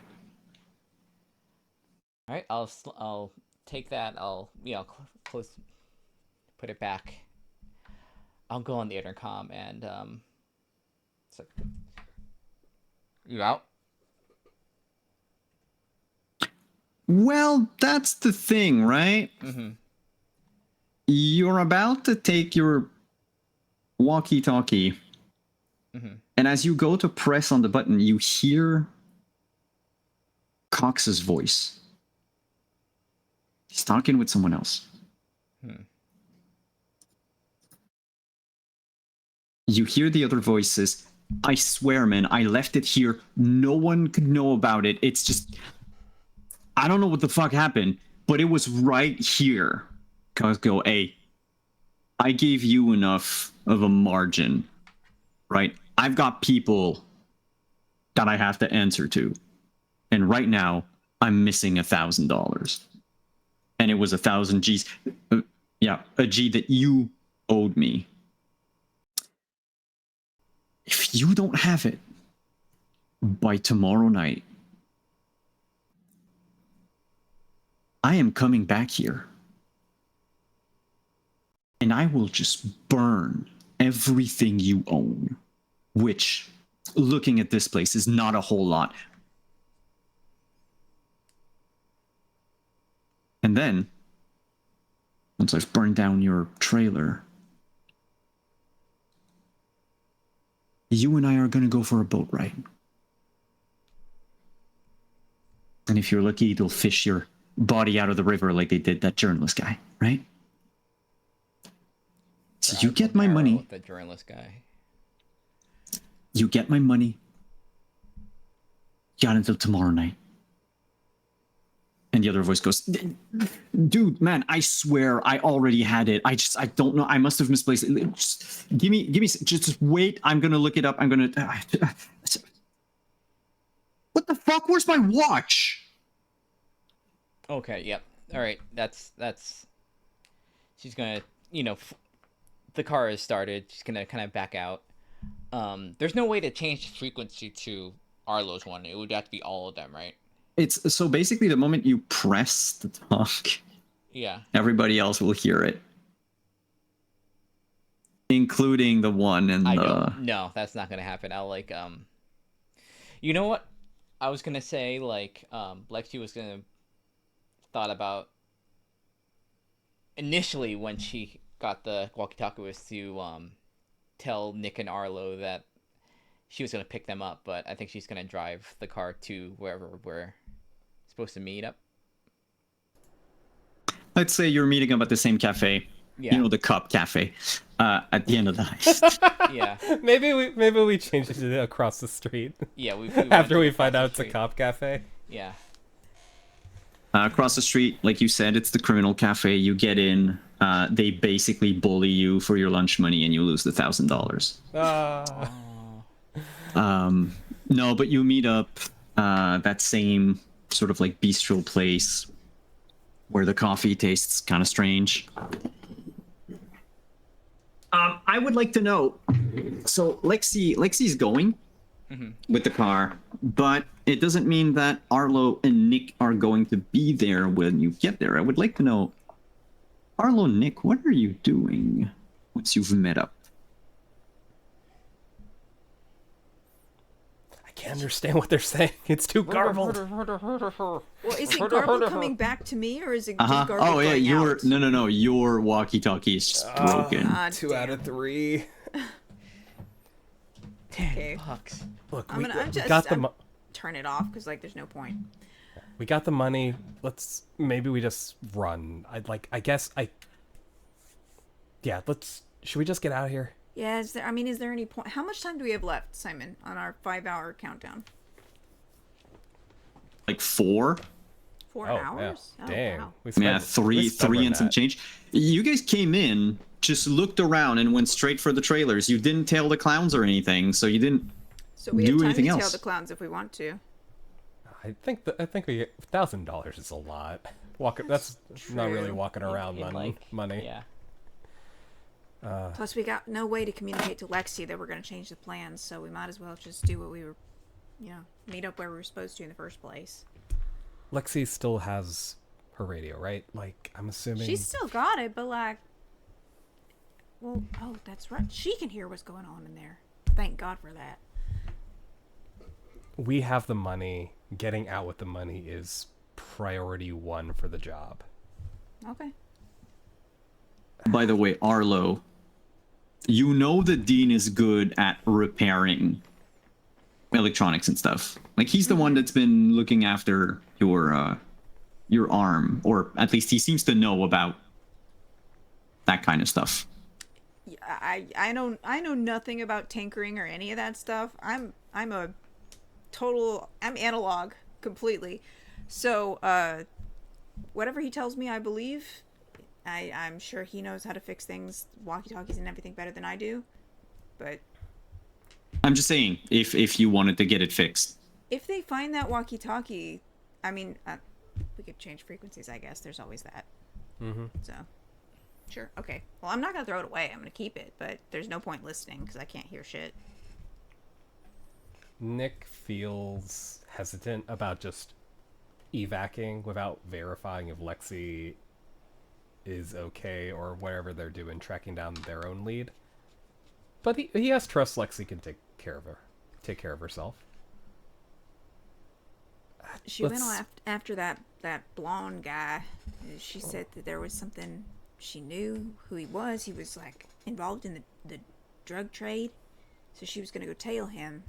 Haven't seen her since. Haven't heard from her, of course, but like. All right, let's leave in that direction. But if we don't see her, let's just go meet at the meetup point. If she doesn't show, then we can stash the cash and come back and see if we can find her. All right.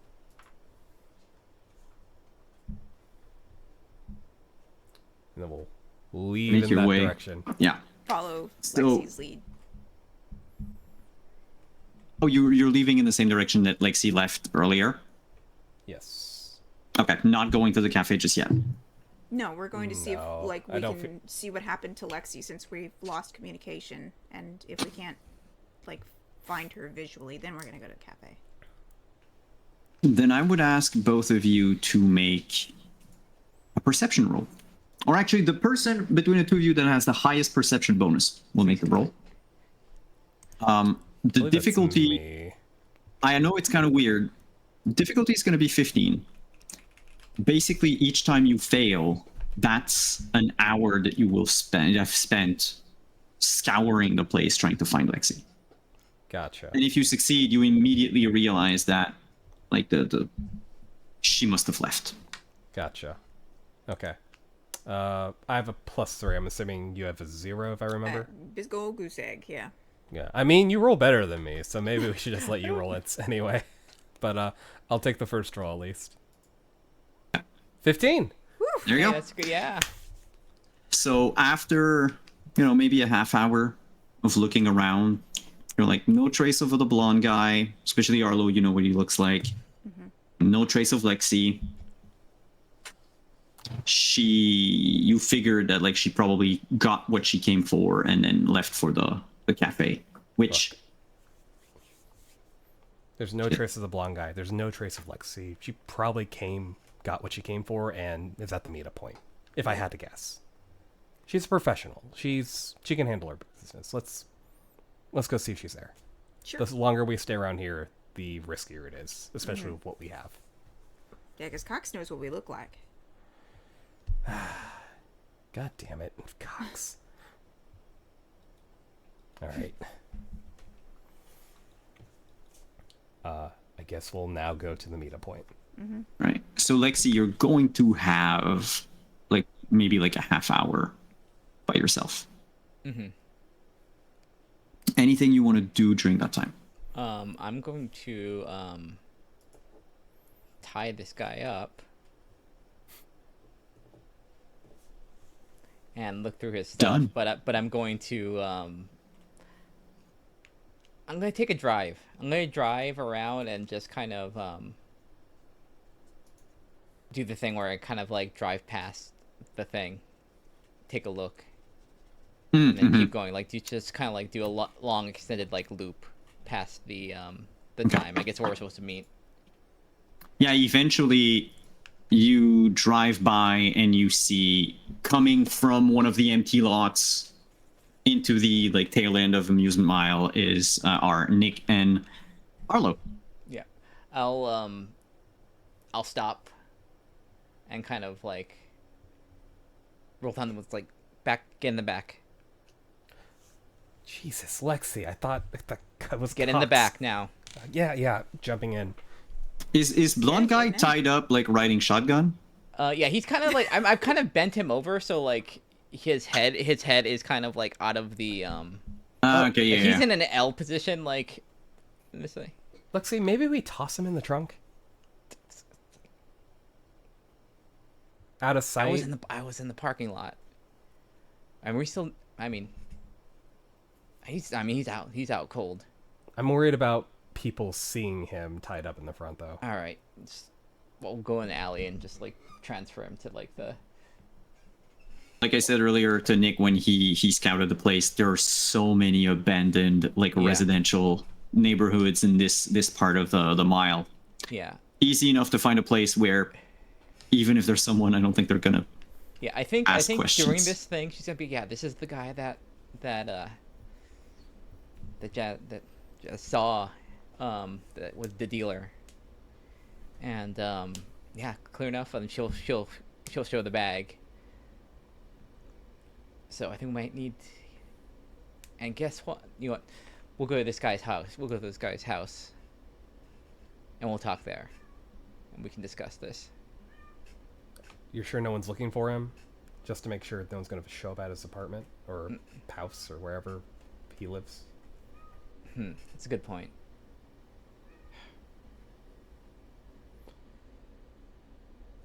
Look, there's a bunch of abandoned buildings in the nearby neighborhood. We can park the car somewhere, hide out, or honestly, we have what we need. I kind of pat the fanny pack. We can do the drop off now. Interesting enough, you know that guy you stole from, right? Yeah. Oh, I left the radio there. Did you hear anything? Because Arlo's is completely Shit. a brick. Well, apparently he might be dead tomorrow. Oh, That's one less Nick doesn't know problem how for to feel us. about this news. He's in deep with that cop. Was I able to Like- recognize the cop's voice, or was it like... Oh yeah, no, you recognize Okay, Cox's okay. voice. You heard him at the Yeah. cafe. You were there. Yeah, he's in deep. Owes him. And apparently it's serious enough that, said something about, taking a boat ride, which you know exactly what that means. And he insinuated that some... What was it exactly? Investigator or reporter? What was it? That The reporter. reporter. Nick this is is a serious little apprehensive at that news. He likes stealing because it's as he likes to put it, a victimless crime. No one gets hurt. No one gets. Yeah. No one dies. Yeah. But now, like, because of the theft. Oh like, no! some- I made Nick feel guilty. Oh no. So yeah. Deep shit. Guy that runs the guy that runs the park, fighting thing. also involved. It's a huge ton of shit.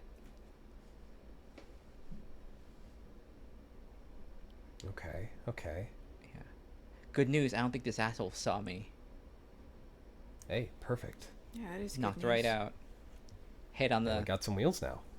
It's like she'll like touch the area where the door and the roof kind of like hit him right here, like a light. And then she'll toss back the inhalers. That's what he was hiding. Oh, allergy medication or Take a look. I shake it like an inhaler. Click, click, click, click. It does the clicky thing. It's an inhaler. What, do you want me to take a hit? I take off the cap like a. Don't. Ooh. Whoa. Okay. Sorry. Don't. Are you in the habit of taking random people's medicine? Just like take the canister and look at it. I was in college. Lay off. I take out the. I see the torn up label. It looks it's the weird. It's like, stuff. oh. Okay. Wait, is this the product that? And she'll shrug like she's like. It should, but she's not like. Sure, you know. Okay. No, hey, this is a direct link to a massive payday. What was it, 15 grand? Or a if we get this shitload of stuff off the trouble. streets? You didn't hear it, but that Cox guy, deadly The cop? serious. Who knows who else? How many other dirty cops are involved in this? Do you really want all that coming down on us? For $15,000? Lexi, $15,000 15 grand. 15 grand doesn't buy a lot if you're brought into the police station and, you know, mysteriously die. Or you're never found. Okay, fair point. Look, let's... One thing at a time. Why don't we go turn in this job, get paid, get everything that we're owed, and then we figure out what to do with drug dealer McGee over here. He should be out for a little while longer.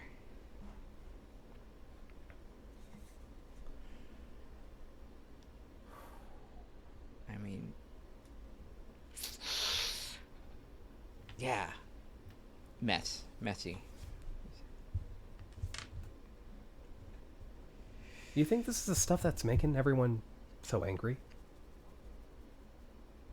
I mean, it's gotta be drugs of some way or another. It's good. I mean, it's a good chance it is, but I mean, unless we take someone that knows what this is, right? I don't know for sure, and I'm not gonna take a hit from it. I'm not a chemist, but I mean, I don't know if that stuff wears off. I mean, I haven't heard of it wearing off completely. Also, Jazz looked in real bad shape when I visited Yeah, her. Like, maybe you should take this to the hospital so they can like figure out what's going on. Wait, what? Your friend in the hospital? You want to bring the... I don't know what the stuff is, how long it has an effect on, but like... I thought you knew someone. I mean, I know some people, but none of them are fancy science people. Yeah, I know some people that know about this sort of thing, but I don't want to go talk to them. Gotcha. Arlo? If we need to, I can, but I'd rather not. I know we've only known each other for like, what, a week? And you threatened me with a gun? So I feel like we know each other on a more personal level at this point. Very intimate. Simon, is that something that I would have come in contact with during any of the jobs done with or for Dean? Like, we are not known for keeping our hands clean with the kind of jobs that we take. So, You mean the inhalers? chemists, drug dealers who might know more about this product, something like that. Ooh, let me see. The only person I think might fit is Freddy, and I do not trust Freddy. Freddy seems like... Freddy would be like, let me take a closer look at it, and then, like, disappear. Freddy, don't. Freddy, no. You know what? I'm gonna ask you to make a roll. What is your roll. crime ethic? I have 0 in everything, I'm pretty sure. I have no Wait. ethics whatsoever. No, you should have at least. You have to have points at character creation. Because I In think ethics? I don't think I have it's any. it's the thing. Where's the It's like the where's my sheet? morality scores. Yeah, the There's, morality, like, it's- crime. So law, you something. have to choose. It's like one and let me one, see. one and one there. Like Yeah. so It's mine something like is- that. Mine, For some reason, I don't think I got. I didn't think I got any at character creation. I think you I get put like a- 2, right? Two. Yeah, two you get pips. one. You get 2 points to invest. I put 1 in justice and 1 in crime. Hell Okay. yeah, same. Yeah. Yeah. Crime for justice. Justice for Yeah, crime. Yeah. No order. No. What's the other one? Anarchy. Order and anarchy. Yeah. We're not. Yeah. I mean, we're sort of. Order, if not as much. We're complex Uh-huh. characters. We'll develop. Sure. Yeah, you have 2 points to 2 points to invest. To- Okay, I okay, can yeah. put 1 in Invest. crime and 1 in anarchy then, I think. Hell yeah. Cool. 1 in crime, 1 in anarchy. So We're then, good crime fighters. Look at us with our most of our stuff. I am the crime. Yeah. look, to become a crime fighter, you need 2 things: crime and fighting. So Exactly. You gotta think Yeah. like a criminal, right? Yeah. yeah, that's how it works. That's how it That's what works, yeah. Batman does. So I will ask you to make a roll of a crime roll. It's just a d20 plus your crime ethics. Crime. I will also remind all of you that once per game, whenever you do you undertake an action, and you do it in such a way that it would further one of your ethics, you can use that rating as a bonus to a roll. Oh, right. I know it's not as good as Oh. exploit points, but Exploit points are very nice. we didn't use it very tonight. I nice. didn't want to like bring another rule into it Yeah. right away. I Slowly get appreciate the us- slow rollout. Yeah, slowly. Yes, get it. Speaking of exploit point, do you want to spend 1 on that roll, Arlo? Sure. Let's go ahead and use an exploit point. All right, so it becomes a 17. I have a 17 in crime. 17, you have heard of something, Okay. but you did not take part in it because the job was canceled. Oh, okay. It was something that basically Dean like heard and was sort of like mulling over, but it's got. So there's this doctor, Dr. Bartle Klein, who a few months ago lost his license because he experimented on his patients. And apparently what he was doing is he would what's the word for it?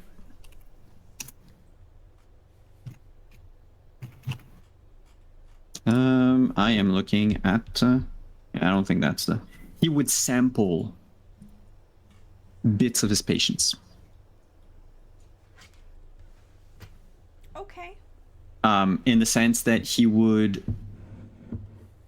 take Are we talking sampling in the sense of like taking DNA samples, or are we talking Yeah. like taking fingers?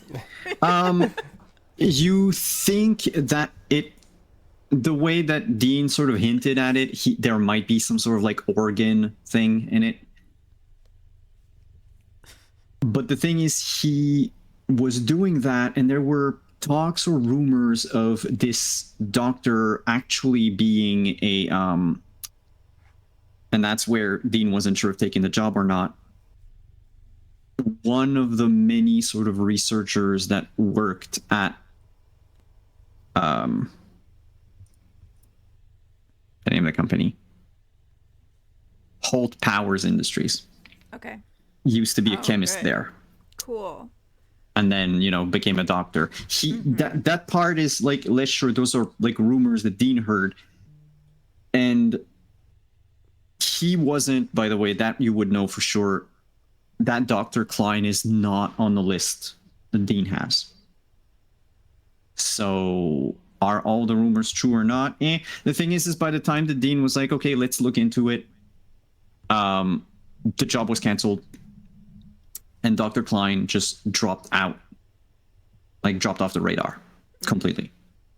So either someone nabbed him, someone silenced him, but he clearly never paid for his crime, like never went to trial or anything. Okay. Do I have any idea where this person would be located? This person was outside of Gotham.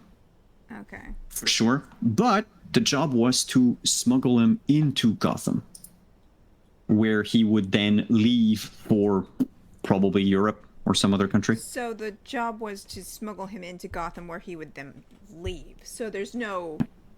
We wouldn't be able to find this guy. I'm just aware of him. You're aware of him, but he's the sort of person that would, you know, synthesizing a drug. Sure. He's got, according to like all the rumors and info, he's got the know-how, and he's also the type of person to have needed help of the criminal element. Wouldn't be surprising if someone nabbed him and then is just blackmailing him to do something. Like, it wouldn't be far-fetched. Okay. But even with your role up, even Dean didn't know like who might have nabbed him. It's just the job was done. When he went to inquire with the fixer in question, he was told that no, Klein's gone. Okay. And is there? Yes, there's one last thing that you know. The last patient that he operated on, or he stole from, was a man named Aaron Helsinger. Aaron Helsinger. Okay. Yeah. That's a Who is also the name of the circus strongman whose act was cancelled at the carnival. We just left from the carnival. Damn. Okay. But you remember, when you passed by Big Top, you saw that of all the like oddities there, the strongman was the one that was cancelled. Right. But we have no way of knowing where he is or what happened to him that he was canceled. You would have to research him more, which is something that we will keep for next week. Gonna keep that in the pocket. Okay. Because we're going to end on that tonight, friends. As you drive back to wherever it is you want to go, which I think was one of the abandoned buildings, so you could interrogate Mr. Blonde Guy, or his place if you wanted to check his place first. I think you know what, Nick has the right of it. Yeah. Abandoned thing. Yeah. Then that's where we're going to pick up next week. And I'll come up with a title. Thanks everyone for coming. Thank you, players. I hope you enjoyed heisting a carnival. High stakes tonight. Kidnapping, what was it? Grand Theft Auto, assault. Yeah, Yes. a mix of extreme competence and extreme incompetence. This Yeah. act in itself is not enough to increase your crime ethic. But if you're going further into it, like, you might gain bonus to ethic, to crime eventually, because you are, like, right now it's just because it's the first action that you take. It's the first action that you've taken, it's okay, since the start of the game, right? So I'm not, we have to establish, like, what is your base level of, like, what are you willing to do, what seems normal for you. So we know that, for instance, Nick is not going to kill anyone, or he doesn't want to kill people. Arlo doesn't seem to have any compulsion about killing people. Arlo will take just about any job, but she still has a certain, like, dignity. Lexi is okay with beating people up, but not necessarily killing them. Lexi follows the true spirit of Batman, which is beat the hell out of someone and just like they'll be. It's beating homeless people. He has a house. No, he has a. Not drug technically dealer. homeless. There He's you a go. drug dealer.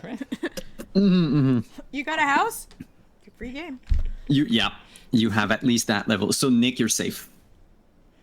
Gotcha. I'll work hard. to Lexi be now- able Lexi to now be has a beaten up by once- Lexi. No, Yes. Lexi has a To once, increase my has crime. at least once per session. Lexi just beats the hell out. Knock someone. Hey, so at least now I kind of know like the type of things where the characters are, and people watching, and also the three of you, between the three of you. So then, as we keep playing, if I don't see an opportunity to increase or to change one of your ethics, you can also just flag me and let me know. But like, hey, I think that this would be, this would make my character lean more towards justice and blah blah blah. The rule, I'll remind you, is you cannot both lose and win at the same time. So if you're at crime 1 and you start, I don't know, acting like super good guys and you want to raise justice, it's not going to lower your crime. It's just going to either increase justice or lower crime. You get to choose which one you want.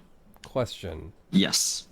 Is there a bad part of Yes. decreasing? Or because I've only heard that we can use them as bonuses for rolls, Yeah, I which was seems about to pretty ask good. the same thing. So the thing is, only one of them can reach the max. Which is 5. But it also means that at some point, I think it's like past point 3. Let me just check. Ethics. Gaining or losing ethics. Yeah, see, past point 3, like 3 points, it becomes a bit more complicated to gain a point, but also it starts forcing you to act in a way. For instance, once you get to Justice 4, you have to dedicate your life to justice. And in this case, we have to be very specific. In this game, justice does not mean law. Justice means actual justice. It includes reparation. It includes helping people. Like charity counts as justice, like taking the defense of a vulnerable person, intervening to defend the weak, taking a risk in order to encourage or reestablish justice. All of these things are what they call justice. Whereas order is very much the side of the law, but not like the current GCPD that's, corrupt and lazy and not doing anything. We're talking about, the concept, the utopian concept of the law as something good and fair. Whereas anarchy is encouraging chaos. Of course, one point of anarchy is like, you don't mind breaking the rules. I mean, Like, even Batman has a point in anarchy, because, come on. yeah. And crime, see, right now, tonight, you all took part in a minor crime. There's no trouble with that, right? It's the same for 2 points. Like, it's when you get to 3, taking 3 is like the note I left myself, because I have to check them for NPCs as well. But the note I have for 3 is, I think it's felonies. Let me just check. Yeah. Oh, wow. It was a lot more regular than I thought. Yeah. No, actually, number 3 is misdemeanors accessory to a felony. It's once you get to 4 in crime, you don't give a shit about committing felonies anymore. Oh, wow. Yeah. And then at 5, you become a serial felon. The thing is if you stop being a serial felon, you will fall back to 4 and you will fall back to 3. So your bonuses are going to diminish. So from 1 to 3, it doesn't really alter your roleplay because you're still I'm not imposing anything because you're still going towards what your character is. Yeah. It's just at some point it's going to be like, okay, well, at this point, if you want to increase anymore, like let's say order, it's like you have to join the GCPD. Or you have to, vow to yourself or to a higher power or whatever that you want to dedicate yourself. That's normally what in the comic books we would call like taking up the cowl. That's sort of like moving to the 4th point. Or if you go for anarchy or crime, it's Joker, like putting on the makeup, I guess. Like Harley Quinzel was fine. Harleen was fine for a while. And then at some point, in order to move to 4, she had to not give a shit anymore. If we take, for instance, the movie Joker. In the movie Joker, at the end of the movie, Joaquin Phoenix's character, Joker, would end up at 4 points in anarchy because he incited a riot. And I mean, like, large scale riot. Yeah. Funny part is, 1 point of anarchy includes being a theater kid because you're Okay. disrupting people, like flash mobs and shit like that. It also includes being a Karen. Oh no. It also includes like speeding for the sake of like speeding on the highway for no reason whatsoever. And it's breaking rules but not breaking laws. Like you don't care about skipping in line. Interesting. You won't feel bad about it. You don't care about cutting people in traffic. I wonder how many anarchs are out there right now in the chat. It's funny, but like even I personally don't like cutting in line. But I was a theater kid, so Same, and I hated flash mobs. yeah, flash mobs are a little- I never did anything in like improvised in public. It always was like on a stage or in a place where it was expected of me to be like on. Otherwise, nah. I just don't do that shit. I can't. So I would have 0 in anarchy. But I don't have 4 in any one of those. not freely committing felonies. Simon. Well, for instance, 4 points of justice is like founding a nonprofit. Not for the purposes of skimming taxes, but for the purposes of helping people. Right? Like, to give you an idea, any one of you here, I think, even most people in chat at the moment, I believe we all gave to charity quite a few times since COVID started. If not, we have helped run charities or we've organized charities. That's all like Justice 1, Justice 2. Voting is Justice 1. So like if you don't mind about voting, then you won't mind getting 1 point in justice. Like that's the type of thing, because it's not just you have to make the act, it's also it needs to become like in your nature to do this. And yeah, like wanting to clean the streets of BZK. That is definitely part of like justice. It will help order in a way because the people that have taken the drugs, you've seen it in the last episode, you've heard about it, that it's kind of weird. It disrupts order, but it's, you don't want to like catch the people on BZK. You want to get rid of BZK to help people. That would fall under justice. Jaywalking is 1 point in crime. Graffiti is 1 point in crime. Loitering is 1 point in crime. And victimless crimes are all 1 point in crime. Simply existing. So is all one of point you in crime. chat who don't put your like recyclables in the right bin, just fucking crime 1. It's not true. 1, Justice 1, Anarchy 1. Most of us have 1 point in a lot of things. We are But in the complex comic books, individuals. it's not a question of, and especially in like our game, it's not a question of having like 1 point here and there. It's when you step past that like 3 point thing. Like, what do you become? For instance, I'm looking here at Barbara Gordon as Batgirl. As Batgirl, she never reached 3 points in anything. She had 2, 2, 2, 1.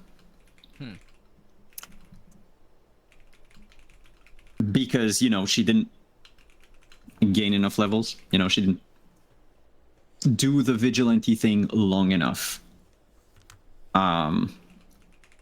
Whereas Tim Drake got all the way up to 3 in Justice as Robin. Then, like, we'll see after, but you kind of get the gist of it. Batman has 5 in justice, 3 in order, 3 in anarchy, and 1 in crime. Batman doesn't mind flash mobs. And if you've played Gotham Knights, you have probably seen the scene where Bruce Wayne dances in his underwear in the Iceberg Lounge. It's cool. He doesn't care about that. Anyway, that said, thank you everyone for coming. Thank you players for committing crime in the game. And for taking part in this little game that we've got going. So I'm going to throw the mic your way, tell us who you are, where we can find you, all that good stuff. I'll keep myself for the end. We'll do same orders we did the overlay, so I'm throwing the mic at Arlo. That's me. I'm Arlo. I'm Hannah, Hanimation Art on Twitter, Hanimation Studios everywhere else, and Hanimation.shop if you want to check out all my fun, exciting, cute stuff that you can buy and hang on your person. So you can find me back here on the Wandering DM channel at Saturday at 1 p.m. for Scion Birth of the New Gods with Lynn. Going to hell. They're still in hell? Different hell. Still in hell. Still in hell. Oh, 15 more to go. Yeah, Kieran wasn't there. You have 16 different hells to fix. Say, yeah. You'll say it? Okay, cool. Oh. Cool, I'll leave you to, yep. Yeah. Yeah, because it's your thing. Fit. Yeah. Okay. Well, Saturday, come see Kieran throw a bitch fit about being in 16 layers of mega hell, I guess. So, that's good and fun and excellent, and had fun tonight. Cool. Crimes with you guys. Thank you for being here. Lynn, your turn. Hey everyone, I'm Lynn. Grimlock pretty much everywhere on socials. You can find my art there, and on Saturdays you can also find me with Hannah for Time Birth New Gods, where we are playing Hell Flipper right now. We're trying to fix hells. One down. We had some union negotiations, and there's about 15 more. We'll see. The owner of the underworld is not happy with us, but you know what? Screw him. Yeah, it's things happen. And you got a nice birthday present or goodbye present. I don't know. Cool mask. I don't know. Got heavy godhood. I don't know, underworld visitation. Yay. Thank you for coming in last but not least, Nick. Hi, I'm Yutsai. Had a lot of fun playing Nick today. I do have socials. I don't really use them, so I'm not going to mention them here right now. But if you want to see me again and find something as equally exciting as a heist at a fair in Gotham City, come see a rousing game of Whist tomorrow on the Laugh Love Lindy channel at 7 CDT, where we're playing Good Society, reading between the lines, where everyone is a lot of different characters. There's killers. There's people who are actually the children of other people who are not the children of other people. It's very confusing. It's a lot of fun, a lot of drama. It's a great time. Show up. I'll guarantee you'll have some fun. And I am Simon at Wandering DM. Thank you everyone for coming. Like we said, Saturday here for Hell's number 2 to, I don't know. Last week, Hell number 1 had a snowboarding mountain spirit, I guess, from California. I don't know. It was weird. But yeah, so Saturday here, and then next Tuesday again for some Gotham City Chronicles as we go into episode 3 of our little escapades. Thank you for coming, everyone. Thank you for the raids. Thank you for the subs. Thank you for the nice things in chat. And I think I promised Crit something earlier. I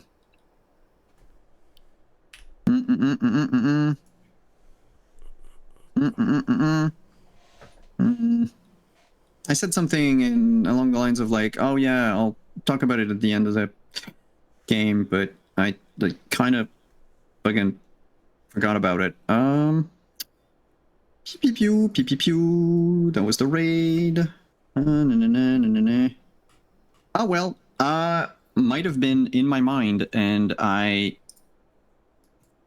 forgot about it. But also, I have a big problem with Twitch chat where my chat clears up, my chat history clears up every like 5 minutes or so. It's horrible.